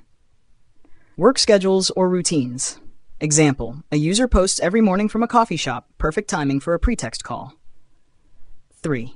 Email and communication patterns. Use osint tools to collect corporate email addresses. Tools, hunter.io, find email patterns. Email permutator, guess email combinations. Verifyemail.org, check deliverability. Mailtester.com. Why it matters. Email structure helps you send spoofed emails that look legit. X, first.last@secure7.com versus last name at secure7.com. 4. Image analysis and background details. Look at images posted online, whiteboards and backgrounds, access badges, Wi-Fi names or QR codes, file names, screenshots. Desk layout could lead to physical attack vectors. Even a birthday cake with a name on it is a clue. 5. Pretexting and roleplay scenarios.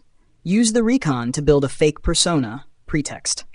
Hi, this is Raj from the IT team. we're resetting credentials. This is your vendor from HR system support. We need to confirm bank details. Hey, I saw your event on LinkedIn. Mind sending over the deck? Craft these stories based on facts gathered during recon to make them convincing.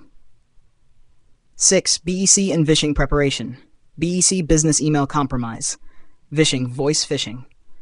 Your recon helps you understand who is authorized to approve payments, who manages IT credentials, internal lingo or acronyms, to sound real, phone numbers, office addresses, extensions. These are often used in CEO fraud or invoice scams. Real-world example. An attacker found the CFO's LinkedIn, saw a vacation post, CFO out of office, learned from Facebook that the accountant is handling tasks, sent a fake email from the CFO asking for an urgent payment. It worked. Payment sent.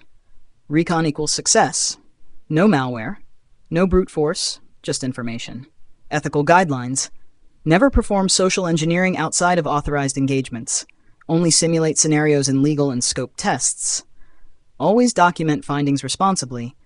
Respect privacy and consent. Social engineering can be powerful. Use it ethically and professionally. Key takeaways. Social engineering recon focuses on humans, not machines, tools. LinkedIn, social media, hunter.io, people search engines. Look for patterns, relationships, routines, habits. Use recon to craft realistic pretexts or phishing lures. Always operate under legal and ethical guidelines. And that brings us to the end of Module 4, Footprinting and Reconnaissance. We've just explored one of the most crucial phases in ethical hacking, where information is power, and where most attacks begin before a single line of code is executed. From passive data mining to active recon, from WOAs to Google Dorks, and from metadata to social engineering tactics, you now understand how attackers gather intelligence and how defenders can think one step ahead. Let's quickly recap what you learned in this module. What is footprinting and why it's the first step in any attack? The difference between active and passive reconnaissance. DNS, WOAS, email, and network intelligence gathering techniques. The power of osint tools and Google hacking. Social engineering reconnaissance, the human factor. What's next? In Module 5, we'll be diving deep into scanning and enumeration, the next step where we begin mapping out networks, identifying live hosts, open ports, services, and gathering banners for attack vectors. This is where reconnaissance turns technical. If you found value in this module, drop a like, leave a comment. What was the most surprising technique for you? Subscribe to Secure 7 if you haven't already. Share this course with friends or colleagues getting into cybersecurity. Module 5, Introduction, Scanning and Enumeration. Secure 7 Ethical Hacking Masterclass. Welcome back, Cyber Warriors, to the Secure 7 Ethical Hacking Masterclass. You've made it through footprinting and reconnaissance, where we gathered information from the outside. Now, it's time to step into Module 5, Scanning and Enumeration, the phase where the hacker becomes more active, deliberate, and technical. What's this module all about? In this module, we dive into the art of identifying live hosts, open ports, running services, and vulnerabilities. You'll go from observing to interacting, learning how attackers map out a system's digital terrain to prepare for exploitation. You'll learn the difference between scanning and enumeration, types of scanning, TCP, SYN, UDP, and stealth scans, port scanning using Nmap, service and version detection, OS fingerprinting, banner grabbing, and techniques to enumerate user accounts, shares, and more. Why is this important? Because you can't attack what you can't see. Scanning and enumeration bridge the gap between reconnaissance and exploitation. If done right, you'll know exactly where the doors and windows are and how to knock. What you'll need: Kali Linux or Parrot OS, Nmap, Netcat, and other scanning tools. A safe virtual lab environment like Metasploitable, DVWA, or TryHackMe. Get ready to get your hands dirty. Module 5 is where we shift from passive information gathering to active probing and discovery, laying the technical groundwork for exploitation in later modules. Let's begin scanning like a pro, ethically and legally. Subscribe to Secure 7 if you haven't already, and let's dive in. Module 5.1, Introduction to Scanning. Secure 7 Ethical Hacking Course. Welcome back, everyone. In the previous modules, we learned how hackers gather intel passively, like digital detectives digging through open sources. Now, we're moving into more hands-on territory, where you actively interact with the target environment. This is where the real technical fun begins. Welcome to 5.1, Introduction to Scanning. So, what is scanning? In ethical hacking, scanning refers to sending packets or probes to a target system to discover if it's alive, i.e. powered on and reachable, what ports are open, what services are running, which versions they're using, and if any vulnerabilities exist. Think of scanning like knocking on every door and window of a building, trying to find out which one's open and what lies behind them. Scanning bridges recon and attack. Let's break it down in the hacker's mindset. 1. Footprinting, Module 4. Gather data about the target silently. 2. Scanning. Now, actively probe systems to discover entry points. 3. Exploitation upcoming. Use weaknesses to gain access. Types of scanning. We'll go deeper into these in the next videos, but here's a quick look. 1. Network scanning. Identifying active hosts. 2. Port scanning. Discovering open ports and their states. 3. Service scanning, determining what services are running. 4. Vulnerability scanning, finding known flaws or misconfigurations. Tools you'll use. Some essential tools for scanning include Nmap, the king of network scanning. Netcat, for banner grabbing and testing ports. Zenmap, GUI for Nmap, great for beginners. Nikto, for web vulnerability scanning.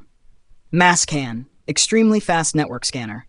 We'll demonstrate each one in action later in this module. Important note, ethics first. Never scan any target without permission. Unauthorized scanning is illegal and can land you in serious trouble. Always test in a controlled lab or with written consent from the target organization. Recap. Scanning is the first step in active information gathering. It tells us what systems, services, and ports are accessible. Tools like Nmap are essential for penetration testers. Ethics, legality, and caution are critical in this phase. Up next in 5.2, we'll break down the different types of scanning techniques like TCP/IP Connect, SYN scan, UDP scan, and more, including how hackers stay stealthy. Like, share, and subscribe to Secure 7 for more real-world ethical hacking lessons. Module 5.2, Types of Scanning Techniques. Secure 7 Ethical Hacking Course Script. Welcome back, cyber warriors. Now that you understand the purpose of scanning, it's time to explore the different techniques hackers use to probe systems and networks. In this lesson, 5.2, Types of Scanning Techniques, we'll break down how scanning works under the hood and what methods attackers use to stay stealthy or go loud. Let's dive in. 1. TCP Connect scan, full open scan. This is the most basic scan. It completes the full three-way TCP handshake. SYN, SYN-ACK, ACK. Tools NMAS-ST. Pros, easy to execute, reliable results. Cons, loud and easily detected by firewalls and intrusion detection systems. IDS. 2. SYN scan, half-open scan, stealth scan. Sends only SYN packets and listens for SYN-ACK without completing the handshake. Also known as stealth scan. Tools Nmap-S. Pros, faster and stealthier, avoids full connection, so less likely to be logged. Cons, may still be caught by advanced firewalls IDS. 3. Sends packets with no flags set. Tools Nmap and Pros, confuses some firewalls and systems. Cons, not very reliable, doesn't work on Windows systems, often blocked by firewalls. FIN scan, sends a FIN flag only, mimicking the end of a connection. Tools Nmap-SF. Pros, may bypass certain filters that expect SYN. Cons, same reliability issues as null scan, best on Unix-based systems. 5. Sends packets with FIN URPSH flags lit, like a Christmas tree. Tools Nmap-SX. Pros, bypasses basic filters, confuses IDS. Cons, rarely used in modern setups, inconsistent results on newer systems. 6. UDP scan, scans UDP ports, which don't use handshakes like TCP. Tools Nmap-SU. Pros, reveals open services like DNS, SNMP, TFTP. Cons, slower than TCP, often blocked or rate limited. Firewalls may silently drop responses. Cap 7. Ping sweep ICMP scan sends ICMP echo requests to identify live hosts. Tools, Nmap sen. Pros, quickly maps network hosts. Cons, blocked by many systems, easy to detect. 8. Version detection scan identifies software and versions of open ports. Tools, NMSV. Pros, helps match vulnerabilities to specific versions. Cons, more aggressive, higher detection risk. 9. OS detection scan tries to fingerprint the operating system running on a target. Tools, Nmap-O. Pros, useful for customizing exploits. Cons, also loud and detectable. Ethical reminder: never scan without permission. Even a simple ping sweep can trigger alerts and legal consequences. Always test in your lab, and don't poke anything you don't own or have explicit authorization for. Coming up next, in Module 5.3, we'll walk you through Nmap hands-on demos, including advanced options and live scanning examples on a test network. Don't forget to like, comment, and subscribe to Secure 7 for daily cybersecurity learning. Module 5.3, Hands-on with Nmap, Basic to Advanced. Welcome back, future ethical hackers. You've learned what scanning is and explored the different scanning techniques. Now it's time to get your hands dirty. In this session, 5.3, Hands-on with Nmap, we'll run real-world scans in a safe lab setup. From basic host discovery to advanced service and OS detection, you're going to become a scanning ninja. Let's fire up the terminal and start hacking, ethically, of course. Part 1, Lab Setup Checklist. Before we begin, ensure the following are ready. Kali Linux VM as your attacker machine, target machine like Metasploitable 2 or DVWA, both systems on same virtual network, terminal open and internet disconnected for safety. Part 2, Host Discovery, finding live devices. Let's start with identifying active machines. Pat ping sweep, bash nmap sn 192.168.1./24. This sends ICMP echo requests. Any replies indicate live hosts. Part 3, port scanning, open doors in the network. TCP connect scan, basic. Bash nmap st 192.168.1.5. This is a full TCP handshake, very loud but works when SYN scan fails. SYN scan, stealth. Bash nmap ss 192.1.5, fast and stealthier, great for general scans.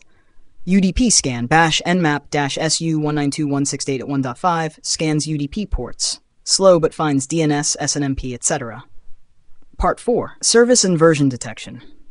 We want to know what's running behind those open ports. Bash nmap sv 192.168.1.5. This reveals web server version, FTP banner, SSH details, more attack surface. Part 5, operating system detection. Let's fingerprint the OS. Bash nmap show 192.168.1.5. This uses TCP IP stack quirks to guess the OS, Linux, Windows, etc. Part 6, aggressive scan. All-in-one want everything in one command? Bash nmap-a 192.168.1.5. This includes OS detection, version detection, script scanning, tracer route. Warning, this is noisy. Avoid on real-world networks.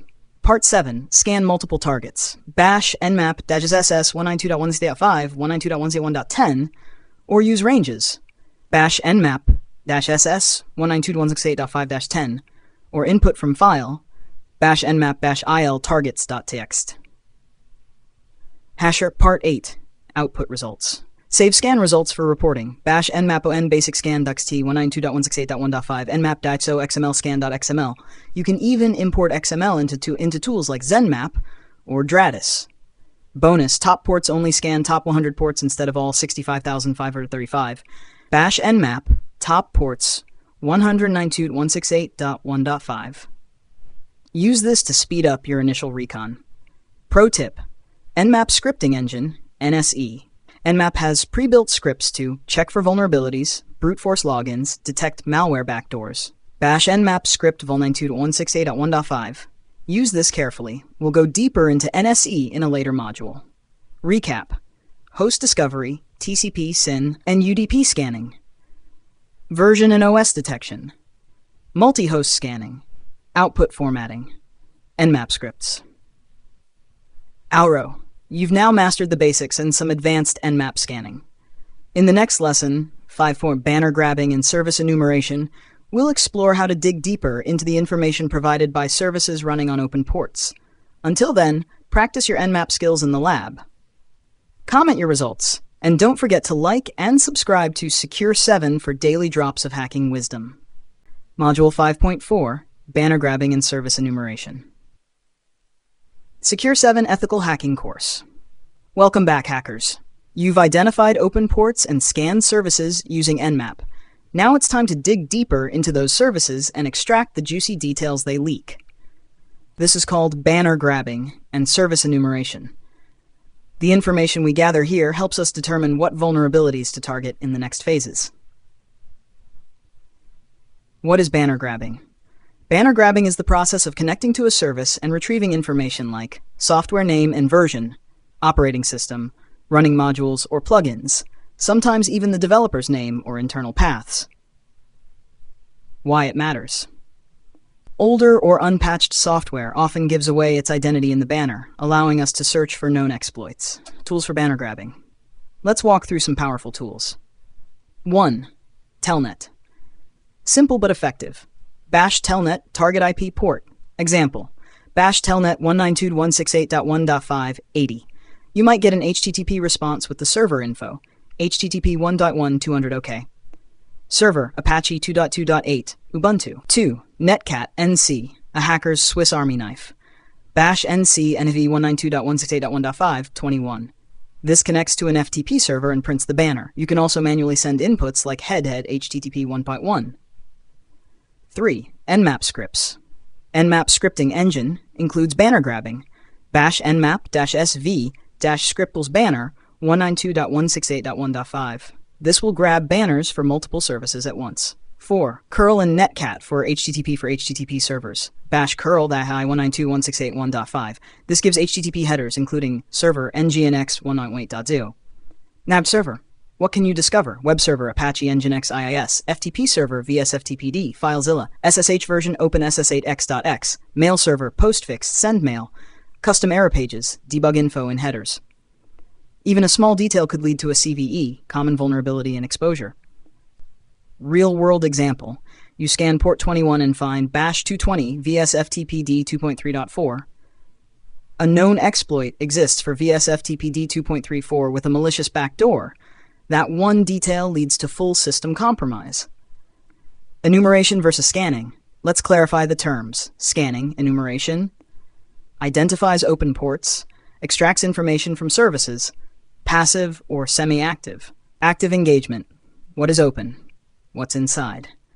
Enumeration is like interviewing the target after knocking on the door. Tash. Caution. Only perform enumeration on systems you own or have explicit permission to test. Many services log this activity. It can be considered suspicious or even malicious in live environments. Save your results. Always save banners and details for reporting and future reference. Bash nc-nv 192.168.1.5 80 webbanner.txt. Recap. What is banner grabbing? Tools: Telnet, Netcat, curl, Nmap. How to analyze banners. How to use banner info for exploitation. Difference between scanning and enumeration. Outro. Awesome work, hacker. Now that you've mastered how to extract banner information and enumerate services, you're a step closer to identifying vulnerable entry points. In the next session, 5.5 Vulnerability Scanning Basics, we'll take the information from scanning and enumeration and see how to automate vulnerability discovery using tools like Nikto, OpenVAS, and Nessus. Until then, keep practicing, take notes, and subscribe to Secure 7 if you haven't already. Module 5.5, Vulnerability Scanning Basics. Secure 7 Ethical Hacking Masterclass. Welcome back to the Secure 7 Ethical Hacking course. We've scanned the network, grabbed banners, and now it's time to go hunting for known weaknesses. In this module, we'll explore vulnerability scanning, using tools to detect potential security holes in systems, applications, and services. This is one of the most critical phases in ethical hacking and penetration testing. What is vulnerability scanning? Vulnerability scanning is the automated process of identifying security flaws in a system. It involves comparing software versions with known vulnerabilities, testing misconfigurations, searching for outdated systems, highlighting missing patches or insecure settings. Unlike exploitation, you're not actively attacking, you're mapping the risk. Types of vulnerability scanners. There are two main types. 1. Network-based scanners, used to scan systems over the network. Examples, Nessus, OpenVAS. 2. Web application scanners, scan websites for issues like SQL injection, XSS, etc. Examples, Nikto, OWASP, Zap. Some scanners are passive, while others are active and can crash systems. Always test responsibly. Popular vulnerability scanning tools. Nessus by Tenable, industry standard, easy to use GUI, finds thousands of known vulnerabilities, requires registration. Nessus is excellent for deep vulnerability audits. OpenVAS, Open Vulnerability Assessment System, free and open source, used in enterprise environments, powerful but needs setup. Command line and web interface support. Nikto for web servers. Bash Nikto ah/target.com scans for outdated server software, default files, and dangerous scripts. Very fast but noisy, easily detected. Arogeodoa Sprakrok, perfect for web app scanning, has a GUI and automation API, checks for common web vulnerabilities. Tip, always run scans in safe mode for production environments. Have responsible scanning tips. Always get permission before scanning. Don't scan public IPs without consent. Avoid scanning production systems without proper coordination. Some scans can cause DUS-like behavior, especially with Nikto or openness. Had difference. Scanning versus exploitation. Scanning, exploitation, identifies vulnerabilities, actively uses them. Safe, mostly, can be dangerous. Non-intrusive, if passive. Intrusive and loud. Scanning is like a doctor's checkup. Exploitation is surgery. Exporting reports tools like Nessus and OpenVAS let you export scan results in HTML, PDF, CSV, JSON. These reports are crucial for communicating findings to your client or company. Recap. Scanning finds known vulnerabilities. Use tools like Nessus, OpenVAS, Nikto, Zap. Focus on identifying, not exploiting. Always scan responsibly and with permission. Export results for reporting and auditing. Great job, hacker. Vulnerability scanning is one of the most valuable and in-demand skills in cybersecurity. You've just added a major tool to your ethical hacking toolkit. In the next lesson, 5.6, we'll discuss how to analyze vulnerabilities and begin prioritizing and preparing for exploitation. Until then, practice, test on your lab, and subscribe to Secure 7 for more. Module 5.6, Analyzing and Prioritizing Vulnerabilities. Secure 7 Ethical Hacking Masterclass. Welcome back to Secure 7, Future Ethical Hacker. You've scanned networks, discovered weaknesses, but now the question is, which ones really matter? Which are urgent? Which are noise? That's where vulnerability analysis and prioritization come in, the final and crucial part of the scanning phase. What is vulnerability analysis? Vulnerability analysis is the process of reviewing, interpreting, and understanding the results from scanning tools like Nessus, OpenVAS, Nikto, Zap, and map scripts. It's all about identifying the real-world impact and determining what's exploitable versus what's not. Understanding CVSS scores. The Common Vulnerability Scoring System, CVSS, is used to rate vulnerabilities on a scale from 0.0 to 10.0, score range severity, 9.0 to 10.0, critical, 7.08.9, high, 4.6.9, medium, 0.1 to 3.9, low, 0.0, informational. Each CVE, Common Vulnerabilities and Exposures ID, will usually come with a CVSS score. Example, CVE 2021-41s and 7.3, Apache Path Traversal, has a score of 9.8. Key factors for prioritizing vulnerabilities. Not all critical-looking vulnerabilities are equally important. Consider 1. Exploitability. Is there a public exploit available? Can it be weaponized easily, e.g. via Metasploit? 2. Impact. Can it leak data, allow RCE, remote code execution, crash the system? 3. Exposure. Is the service exposed to the internet or internal only? Is it behind a firewall? 4. Asset importance. Is this system critical, e.g. domain controller, database server, or a low-risk test machine? Example, prioritizing findings. Let's say Nessus gives you OpenFTP with anonymous login, CVSS 7.5, OpenSSH outdated version C5.4, Apache directory traversal 9.8. How do you prioritize? Answer: 1. Apache vulnerability equals critical equals priority 1. 2. FTP anonymous login equals high equals priority 2. 3. OpenSSH outdated medium priority 3. Using tools to help prioritize. Many platforms now offer risk-based vulnerability management. Tenable.io, Qualys VMDR, Rapid7 Insight VM, OpenVAST dashboards.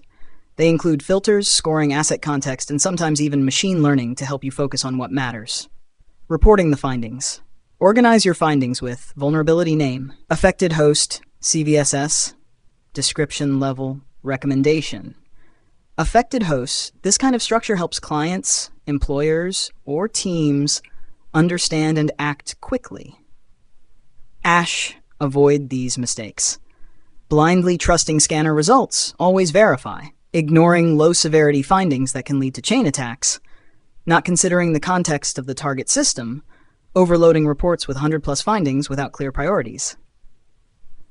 Recap. Vulnerability analysis is critical after scanning. Use CVSS, exploitability, impact, and context to prioritize. Focus on real threats, not just big numbers. Use structured reports for communication. Avoid panic.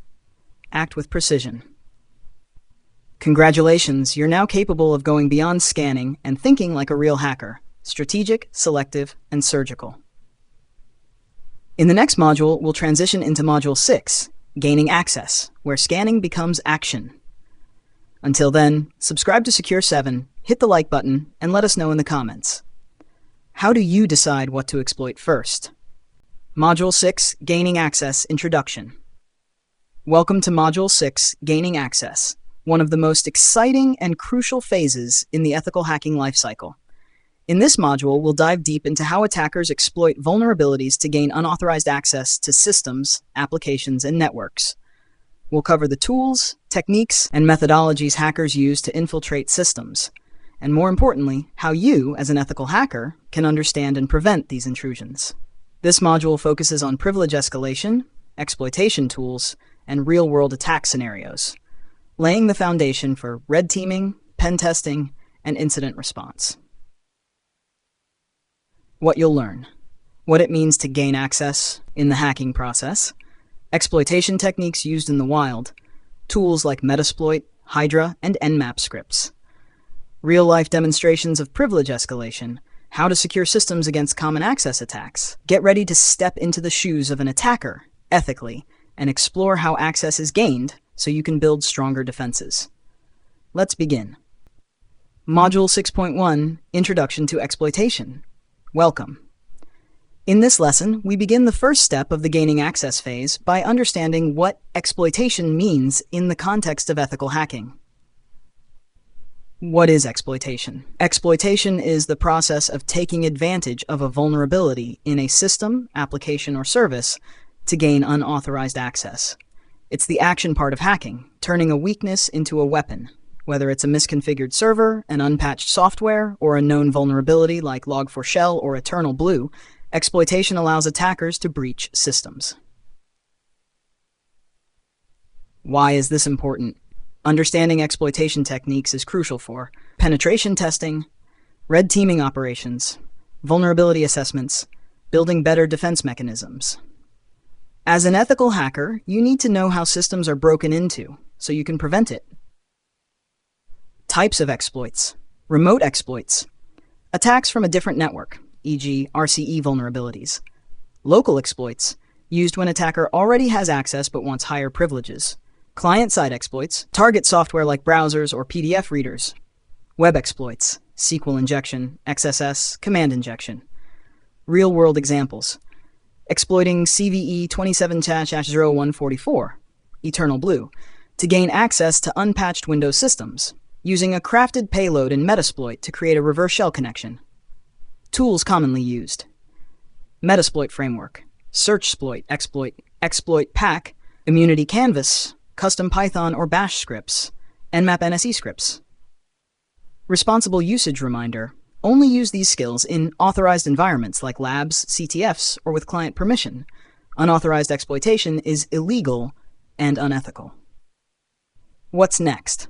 In the next lessons, we'll walk through how to search and select exploits, crafting payloads using Metasploit, privilege escalation techniques. So stay sharp. The action is just beginning. Module 6.2, Finding and Selecting Exploits. Introduction. Welcome back to Module 6, Gaining Access. In the previous lesson, we understood what exploitation is. Now it's time to find the right exploit based on the target's vulnerabilities. This is a critical part of any ethical hacker's workflow. Step 1. Understand the vulnerability. Before you look for an exploit, you need to fully understand what system or service is vulnerable, what is the version number, what ports are open, what error messages or banners are revealed. Example, if Nmap shows a target is running Apache 2.449, you can search for known vulnerabilities in that exact version. Step 2. Search public exploit databases. Here are the top resources to find working exploits. 1. ExploitDB, www.exploit-db.com. Huge archive of exploits. Search by software name, version, or CVE. 2. Packetstorm Security, packetstormsecurity.com. Exploits, advisories, and tools. 3. GitHub. Many researchers post working POCs here. 4. NVD CVE details. Learn about the vulnerability itself. 5. SearchSploit, CLI tool that comes with Kali Linux. Offline version of ExploitDB.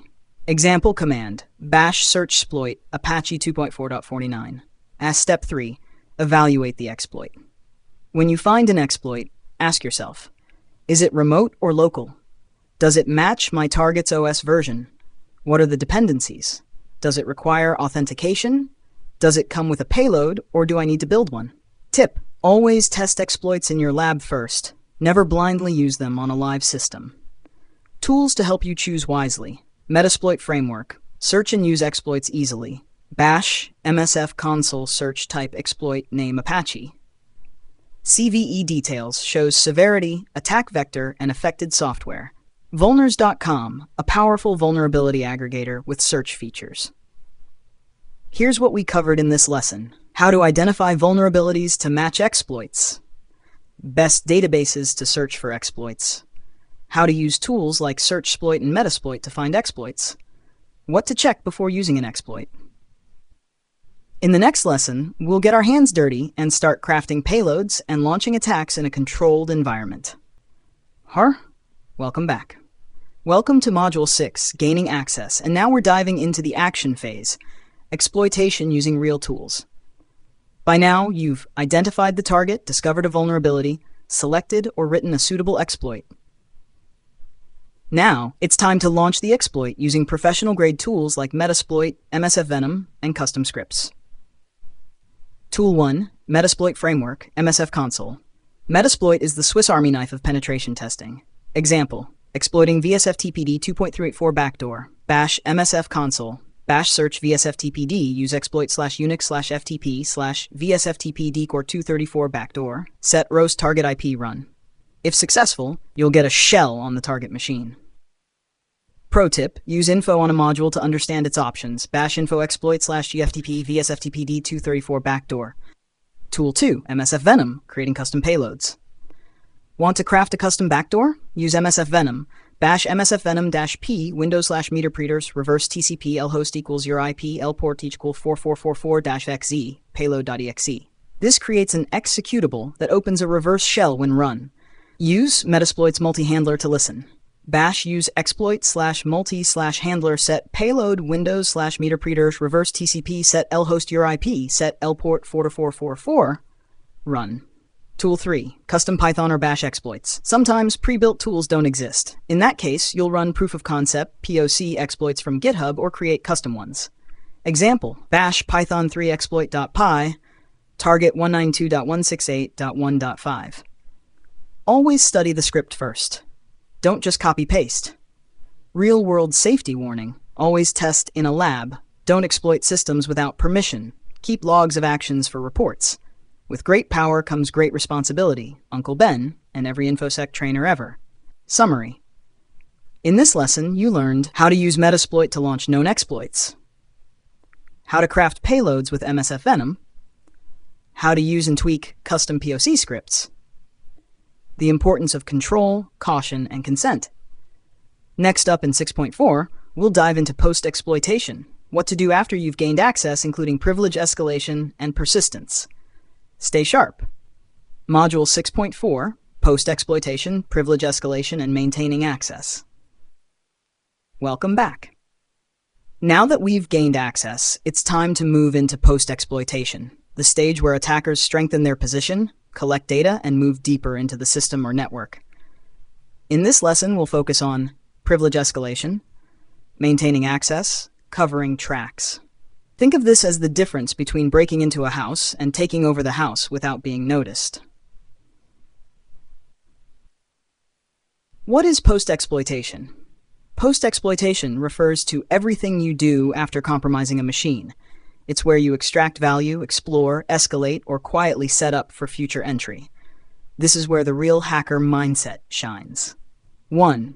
Privilege escalation. The goal here is to go from a limited user, low privilege, to administrator root, high privilege. Linux privesc techniques, kernel exploits, e.g. dirty cow, SUID misconfigurations, weak file permissions, EC, passwd, shadow file access, exploiting cron jobs or path hijacking, bash find, perm-us type f2 dev null, bash sudo-l, Windows privilege service paths, DLL hijacking, token impersonation, insecure registry permissions. Tools that help: linpeas.esh Linux, winpeas.exe Windows. Seatbelt power up. Never just assume admin rights, earn them with smart enumeration. 2. Maintaining access. Now that you have a foothold, what if the system is rebooted? You need persistence. Ways to maintain access: create a new hidden user account. Schedule a reverse shell via cron Linux or task scheduler, Windows. Use backdoors, e.g. bind shells, reverse shells. Modify startup scripts or services. Ethical reminder: only do this in a controlled lab or authorized assessment. Never leave persistence mechanisms in live systems. Now 3. Covering tracks. Before leaving, you want to avoid detection. Common techniques: clear command history, remove logs, Linux/bash history, rmtef flag Windows, use wevtootle to clear event logs, use tools like timestomp or clearev in meterpreter, bash wevtootle cl system. Remember, ethical hacking isn't just about getting in, it's about learning the attacker's path so you can defend against it. Summary: in Module 6.4, you learned what post-exploitation is, techniques to escalate privileges on Windows and Linux, ways to maintain access through backdoors or persistence, how attackers cover their tracks to avoid detection. Coming up next. In Module 6.5, we'll explore password attacks, including cracking password hashes, brute force attacks, and keylogging. You're now deep into the mindset of an attacker. Use it responsibly, and always within the bounds of ethical hacking. Stay with us on Secure 7, and don't forget to like, comment, and subscribe for the next lesson. Module 6.5, Password Attacks and Ethical Hacking. Welcome to Module 6.5. In this session, we dive into one of the most targeted components in cybersecurity: passwords. Why break a door when you can guess the key? In this module, we'll cover what are password attacks, types of password attacks, common tools used by hackers, real-world examples, how to protect systems from these attacks. Let's break it down. What are password attacks? A password attack is any method used by an attacker to gain unauthorized access by guessing, stealing, or cracking passwords. Passwords are often the weakest link in security: reused, weak, or stored improperly. Types of password attacks. 1. Brute force attack. Trying every possible combination. Time-consuming, but effective against short, simple passwords. 2. Dictionary attack. Uses a list of common passwords or words, faster than brute force, but limited by word list. 3. Hybrid attack. Combines dictionary plus brute force. Example, adds numbers symbols to dictionary words, password 123. 4. Credential stuffing. Reusing leaked credentials from previous breaches. Works because people reuse passwords across sites. 5. Phishing and social engineering. Tricking users into giving passwords via fake login pages, emails, or calls. 6. Keylogging. Software or hardware that records keystrokes to steal passwords. 7. Rainbow table attack. Uses pre-computed hashes and compares them to stolen password hashes. Popular password cracking tools. Genre classic tool for offline password cracking. Hydra, brute force login cracker for various protocols, SSH, FTP, HTTP, etc. Hashcat, GPU accelerated fast hash cracker. Mimikatz, extracts credentials from Windows memory. Medusa, speedy brute forcer similar to Hydra. Tools don't make you a hacker. Understanding how and why they work does. Real-world example. The RockU breach, 2009, 32 million plaintext passwords leaked, still used in RockU.txt, one of the most popular password lists for attacks. Best practices to defend against password attacks. Enforce strong password policies, length, complexity, rotation. Implement multi-factor authentication, MFA. Lock accounts after multiple failed attempts. Monitor for unusual login behavior. Store passwords using secure hashing algorithms, bcrypt script. Train users on phishing awareness. Summary. In this lesson, you've learned types of password attacks, tools and techniques used to crack passwords, how attackers collect and use passwords, how to protect against password-based threats. What's next? In Module 6.6, we'll explore backdoors, rootkits, and Trojans, how attackers leave traps and maintain stealth access. You're doing great. Stay sharp, stay ethical, and see you in the next module on Secure 7.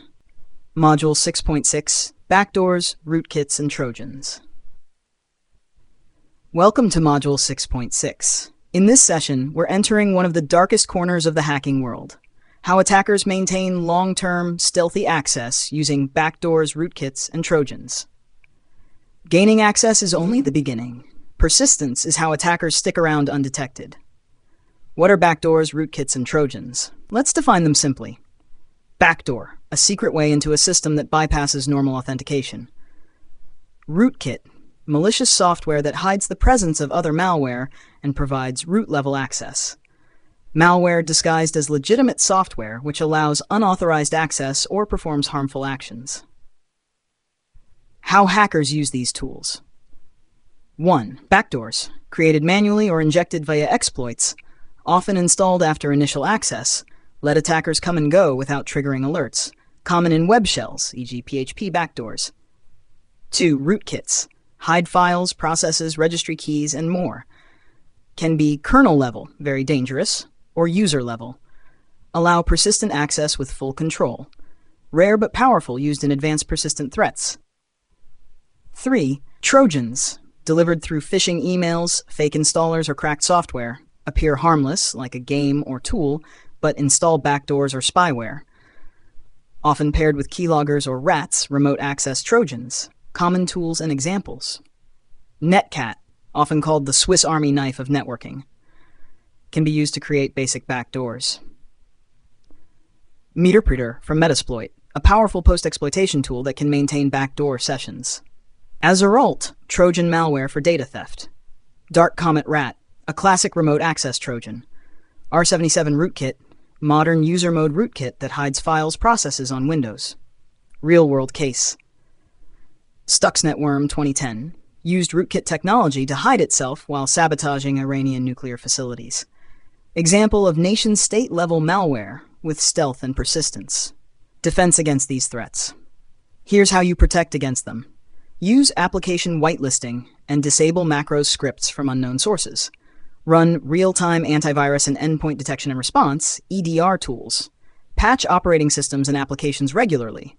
Monitor for abnormal traffic and behavior, e.g. PowerShell activity, unexpected connections. Educate users. Never run untrusted software or click unknown links. Use sandboxing to inspect files before execution. Summary. Backdoors allow hidden access. Rootkits hide the attacker's presence. Trojans disguise themselves as legitimate tools. These are common in advanced cyber attacks. Defense relies on a combination of tools plus user awareness. What's next? In the next part of this module, we'll cover privilege escalation. How attackers move from regular user to full administrator. Your ethical hacking journey is advancing fast. Module 6.7, Privilege Escalation. Welcome to Module 6.7. You've gained access to a system. Great, but you're still just a regular user. Now what? This is where privilege escalation comes in. The attackers move to elevate their access from user to administrator or root to gain full control. Because low-level access isn't enough if you want to own the system. What is privilege escalation? Privilege escalation is the process of exploiting flaws, misconfigurations, or overlooked features to gain higher permissions within a system. There are two main types. 1. Vertical escalation, moving from a low-privileged user to admin root. 2. Horizontal escalation, accessing other users' data or sessions at the same privilege level. Common methods of privilege escalation. 1. Misconfigured permissions, services running with excessive privileges. Files or scripts with world-writable permissions. 2. Kernel exploits, target unpatched operating system vulnerabilities. Example, Dirty Cow Linux, Eternal Blue Windows. 3. Exploiting scheduled tasks, cron jobs, replace or edit tasks, scripts running as root. 4. SUID SGID binaries, Linux. Identify binaries that allow users to execute with elevated privileges, misuse to spawn a root shell. 5. Credential harvesting, extracting stored passwords from memory or configuration files. Tools like Mimikatz can pull Windows credentials. 6. Unquoted service paths, Windows. Poorly defined paths allow insertion of malicious executables. Tools and techniques, Linux, linps, linenum, GTFO bins. Manual inspection, etc passwd, /shadow, sudo-l, find-perm-4000. Windows PowerUp, WinPs, seatbelt, SharpUp. Registry inspection, service misconfig checks. Lab example. Linux SUID binary escalation, bash find perm-4000 to dev null found, then bin vim -c -she. Boom, shell with elevated access. How to defend against it. Patch OS and applications regularly. Use least privilege principle for users and services. Audit SUID files and scheduled tasks. Use EDR tools to detect lateral movement and escalation attempts. Enable logging and monitor privilege escalation alerts. Summary. Privilege escalation gives attackers full control. Can be vertical, user root, or horizontal, user-user. Happens via exploits, misconfigs, or overlooked permissions. Tools like linps, winps, and Mimikatz help attackers. Mitigation starts with hardening and monitoring. Next steps. Now that we can escalate privileges, we'll soon look into maintaining access, clearing traces, and post-exploitation techniques. Keep building your skills. Real-world attackers escalate fast. So should ethical hackers. Module 6.8, Clearing Tracks. Welcome to Module 6.8. So you've gained access and escalated your privileges. Now what? If this were a real-world attack, you'd want to leave no trace behind. That's exactly what this module is about. Covering your tracks to avoid detection, forensic investigation, and system recovery. But remember, this is for educational and defensive purposes only. Understanding how attackers clear logs helps defenders know what to monitor. What does clearing tracks mean? Clearing tracks refers to the set of techniques attackers use to hide evidence of intrusion, avoid detection by logs and monitoring systems, maintain persistence without raising red flags. Why do attackers clear tracks? 1. To remain undetected during and after exploitation. 2. To bypass forensic analysis. 3. To prevent system admins from patching or responding. Common techniques for clearing tracks. 1. Deleting or modifying logs. Linux, bash rm/auth.log echo, lavvarlog syslog. Windows, using tools like wivtootle, PowerShell webtootle CL security. 2. Disabling security tools.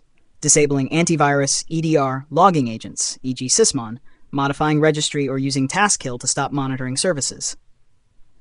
3. Alter file creation and modification timestamps. Tool, timestamp, or touch command Linux. 4. Log poisoning. Inserting misleading or fake log entries to hide real ones, e.g. using escape characters or log injection payloads. 5. Deleting shell history. Clear.bash history or use bash history-c and an history-w unset hist file. 6. Removing scheduled backdoors. Clean up any persistence methods left behind, cron jobs, registry keys. Tools used by attackers. Metasploit post modules, log deletion, meterpreter, built-in cleareve command, Windows, timestamp, webtootle, audit poll, Custom scripts to wipe multiple logs at once. Real-world scenario. An attacker gains access to a web server, escalates to root, installs a reverse shell, dumps credentials, and deletes all log entries related to the login session. This might involve overwriting /var/log/wtmp/varlog/log and /varlogs.log, killing monitoring agents, erasing command history. Defensive tips. Log to a remote server. Use worm, write once, read many logs. Monitor for sudden log deletion or cleared events. Enable sysmon, file integrity monitoring vim. Alert on log manipulation commands like wevtootle, auditpol. Summary. Clearing tracks is the final move to hide presence. Attackers remove logs, edit timestamps, clear history. Tools like clearev, wevtootle, and timestomp help automate it. Defenders must log remotely and monitor aggressively. Understanding how attackers cover their tracks is crucial, because if you're not logging correctly, you might not even know you were breached, but now you do, and you can take action. Congratulations! You've just completed one of the most critical phases of ethical hacking, gaining access. What did you learn? Throughout this module, we explored how real-world attackers break into systems and how defenders can stay one step ahead. 1. Vulnerabilities and exploits. Password cracking techniques. 3. Backdoors, rootkits, and Trojans. 4. Privilege escalation. 5. Bypassing antivirus and firewalls. 6. Maintaining access. 7. Covering tracks. This module showed you the mindset of an attacker, not to promote hacking, but to build defensive expertise. Why it matters. Knowing how attackers think gives you the edge as a cybersecurity professional. You now understand how breaches happen, you've seen common tools and tactics, and most importantly, you've learned how to detect and prevent these methods. What's next? In the next module, Module 7, Maintaining Access, we'll go deeper into how attackers keep their access without being detected, and how blue teams can shut them down. Engage with us. If you're learning something valuable, drop a comment with your favorite tool so far. Hit like if this helped you. Share it with your tech buddies. Let's build a cybersecurity skilled India, one module at a time. Stay curious, stay ethical, stay secure. This is not just about hacking, it's about understanding digital security from the inside out. See you in Module 7, Maintaining Access.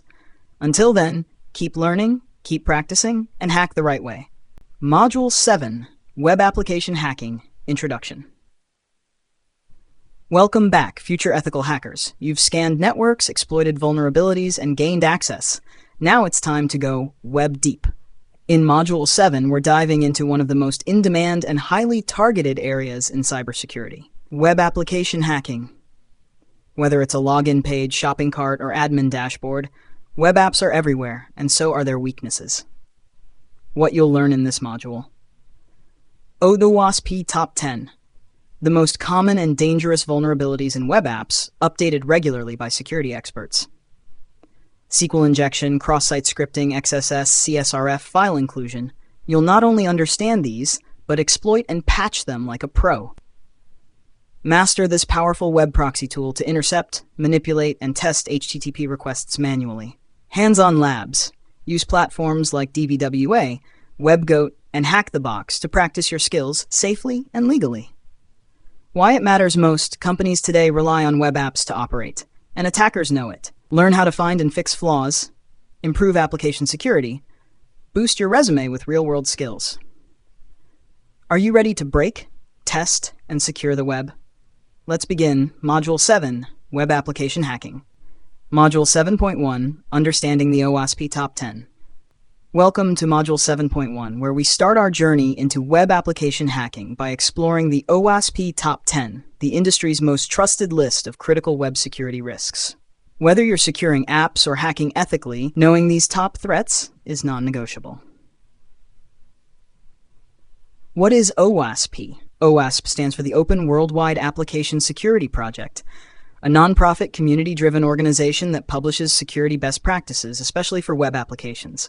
Their most famous project, the OWASP Top 10, updated every few years with the most widespread and critical web vulnerabilities. the OWASP Top 10, 2021 edition. Let's briefly overview each of these. 1. Broken access control. Users can act outside their intended permissions, e.g., regular user accessing admin features. 2. Cryptographic failures, formerly sensitive data exposure, weak or no encryption of sensitive data, e.g., passwords or credit card info in plain text. 3. Injection, SQL, NoSQL, OS, and LDAP injection flaws, e.g., entering SQL code in login fields. 4. Insecure design, poor architectural choices, security wasn't considered in planning. 5. Security misconfiguration, default passwords, open ports, verbose error messages, very common and easy to fix. 6. Vulnerable and outdated components, using old libraries, plugins, or frameworks, can lead to remote code execution. 7. Identification and authentication failures, broken login systems, e.g., weak password enforcement or session hijacking. 8. Software and data integrity failures, trusting software updates from insecure sources, e.g. supply chain attacks. 9. Security logging and monitoring failures, no alerts or logs for suspicious activity, can delay breach detection. 10. Server-side request forgery, SSRF, server fetches unauthorized or malicious URLs, e.g. fetching metadata services inside cloud environments. Why the OWASP Top 10 matters. Helps you focus on real-world threats, used by companies, auditors, and developers globally. Forms the backbone of secure coding and pen testing checklists. Summary. In this lesson you learned what OWASP is and why it's important. The top 10 web vulnerabilities that hackers and security pros watch for. How these apply to real web apps.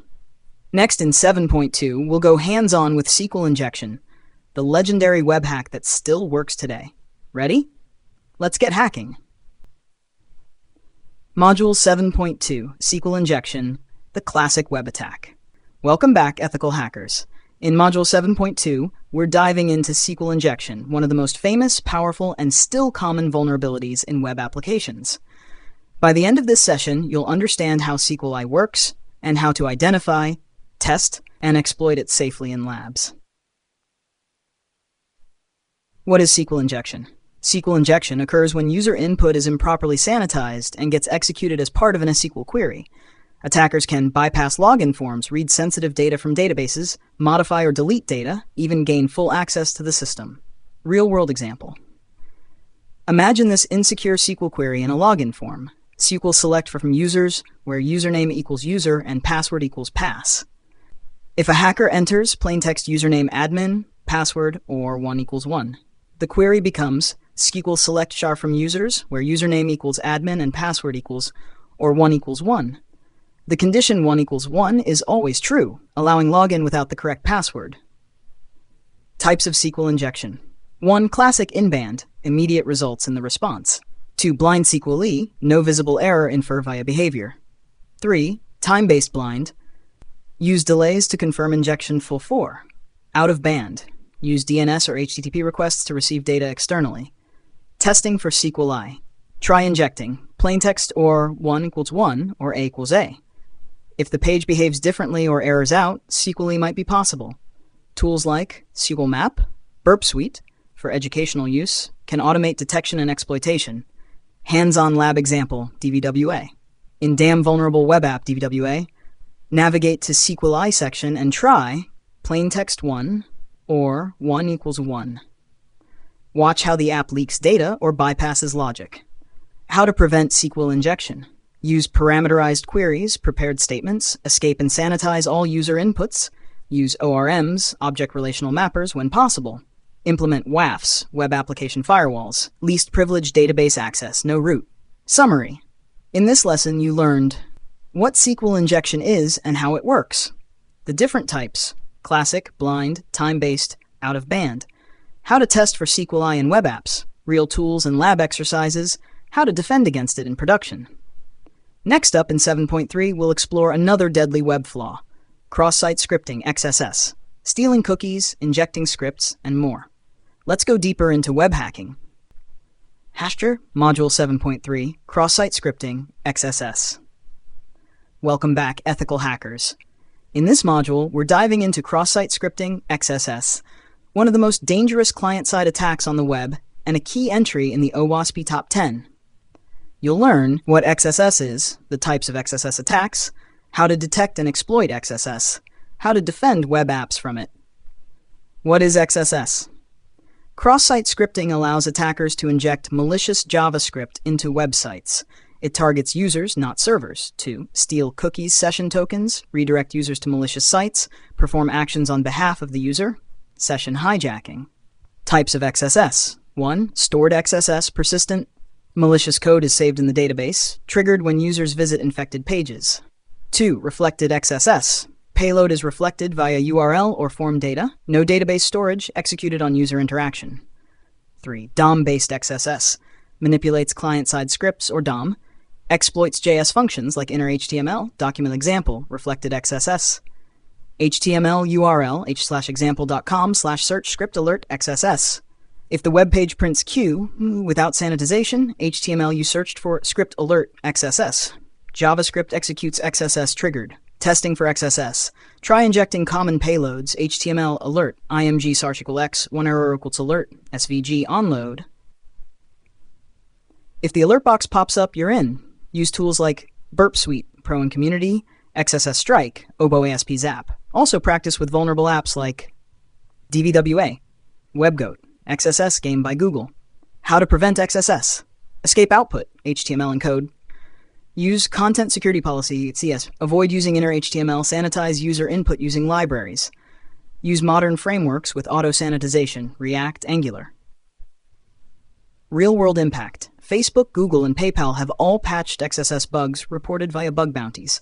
In 2020, over 65% of bug bounty reports involved XSS. It's everywhere, and profitable to discover.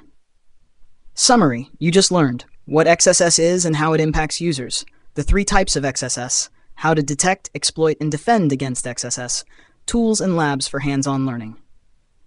Next up in 7.4, we'll explore CSRF, cross-site request forgery, where attackers trick users into performing actions without consent. You're becoming a web security warrior.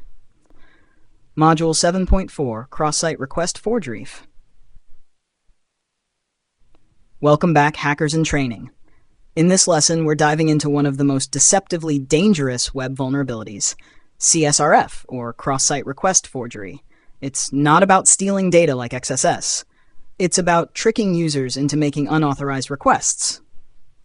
Let's break it down. What is CSRF? CSRF occurs when a malicious site tricks a logged-in user into performing an unintended action on a trusted web app without their consent. The attacker exploits the trust that a website has in a user's browser session. Real-world example. Imagine a user is logged into their bank account. Then they visit a malicious site that secretly triggers HTML img /spank.com/transfer to hacker. Boom. Money is transferred without user interaction. Why? Because the BUR automatically includes cookies or session tokens. Key concepts of CSRF.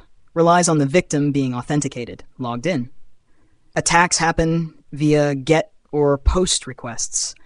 Users don't see anything happen, usually done through hidden forms, auto-submitting scripts, or image tags. Basic CSRF attack demo, HTML form action targetsite.com/change email method email, input type hidden email value attacker@example.com. Script document.form submit. This form auto-submits when the page loads. If the user is logged into targetsite.com, their email gets changed. How to test for CSRF. Use Burp Suite to intercept and clone sensitive requests. Craft fake forms using stolen cookies or endpoints. Try changing post data while keeping the victim logged in. Tools. OSP Zap, Burp Suite with CSRF POC generator extension, DVWA WebGoat, Portswigger Labs. How to prevent CSRF. Use anti-CSRF tokens. Ensure same-site cookie policies. Verify referrer headers. Use CAPTCHAs for sensitive actions. Require re-authentication for critical functions. Frameworks like Django, Laravel, and Spring already include built-in CSRF protection. Summary. In this module, we covered what CSRF is and how it works, real-world impact and examples, how to perform CSRF attacks for ethical testing, mitigation techniques developers must implement. Next, in 7.5, we'll jump into file inclusion vulnerabilities, where attackers can read or execute files on the server. Getting more powerful, aren't we? Module 7.5, File Inclusion Vulnerabilities, LFI and RFI. Welcome back, hacker. In this module, we're exploring file inclusion vulnerabilities, a powerful technique often leading to arbitrary code execution, information disclosure, or even remote access. Let's break it into two types: LFI, local file inclusion, remote file inclusion. Both occur when a web app dynamically loads files based on user input without proper validation. What is LFI? LFI lets attackers trick the server into loading local files, like /etc passwd. Example URL, http:/example.com/index/htpasswd. If the app includes $, get page directly in a file path, PHP include get page. Then attackers can traverse directories and read sensitive files. What is RFI? RFI allows remote file loading from an external server, hexample.com/index.page/evil.com/shell.txt. If PHP's allow URL include is enabled, the attacker's file gets executed, leading to remote code execution. Real-world impact: accessing sensitive files, e.g. EC pass logs, code execution via uploaded PHP shells, session hijacking or credential theft, privilege escalation. Testing for LFI: try inserting these payloads: page / /passwd, page php /filter convert.base64-encode /source SQL index, page glosh apache access.log. Combine with log poisoning. 1. Inject malicious PHP code via user agent. 2. Access log file via LFI. 3.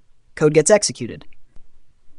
Tools for LFI RFI testing: Burp Suite, fuzzing file paths; wfuzz, brute force directories; LFI Suite, automated LFI detection; comics, if LFI leads to command injection.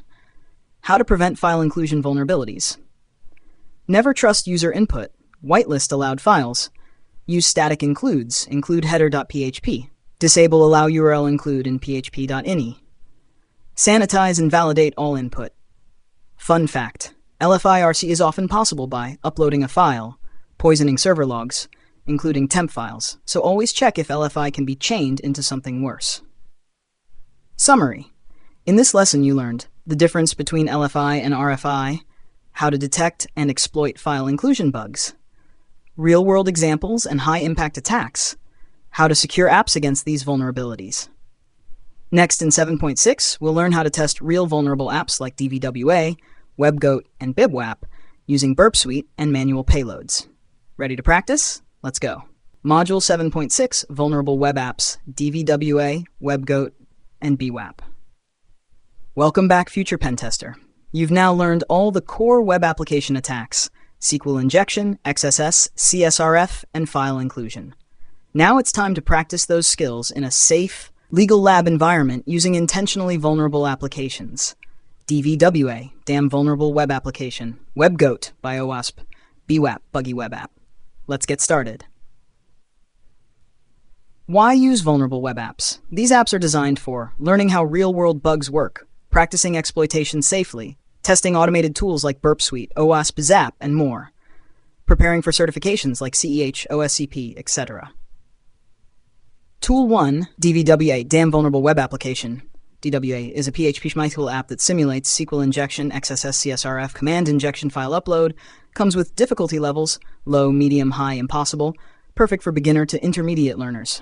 Set up bash git clone hts github.com/dwa cd dvwa docker compose upd, or use zamp piece lamp stack.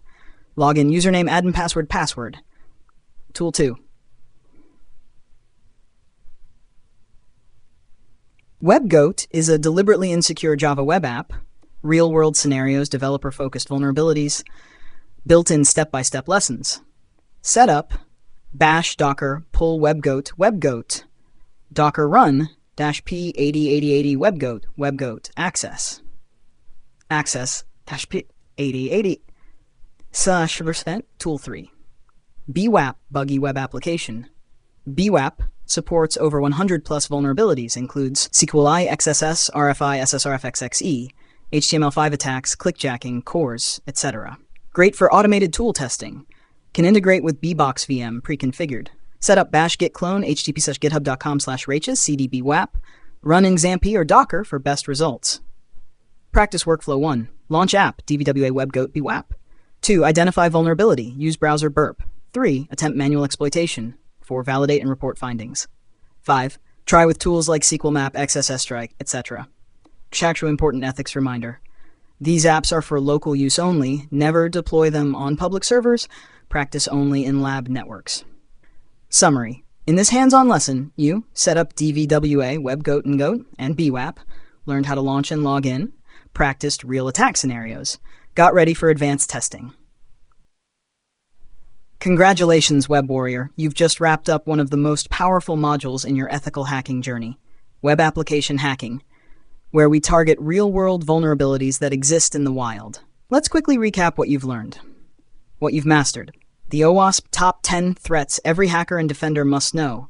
Attacks like SQL injection, XSS, CSRF, and file inclusion. Hands-on testing with Burp Suite. Training on vulnerable web applications like DVWA, WebGoat, and more. Bonus, we already solved the DVWA Damn Vulnerable Web App Lab step by step. Check out the full video on our YouTube channel now. Link in description. Responsibility reminder. With great power comes great responsibility. Now that you know how to break things, use your power to secure systems. Never test systems you don't own or have permission to access. Use legal labs, CTFs, and authorized targets only. Report findings ethically and professionally. Coming up next, Module 8, System Hacking. In the next module, we go deeper inside the machine, exploiting operating systems, privilege escalation, password cracking, and covering tracks like a pro. Final words. If you enjoyed this module, drop a comment on what blew your mind, share this with your cybersecurity squad. Subscribe and enable notifications. The next module is... See you in Module 8, System Hacking. Let's own the system, ethically.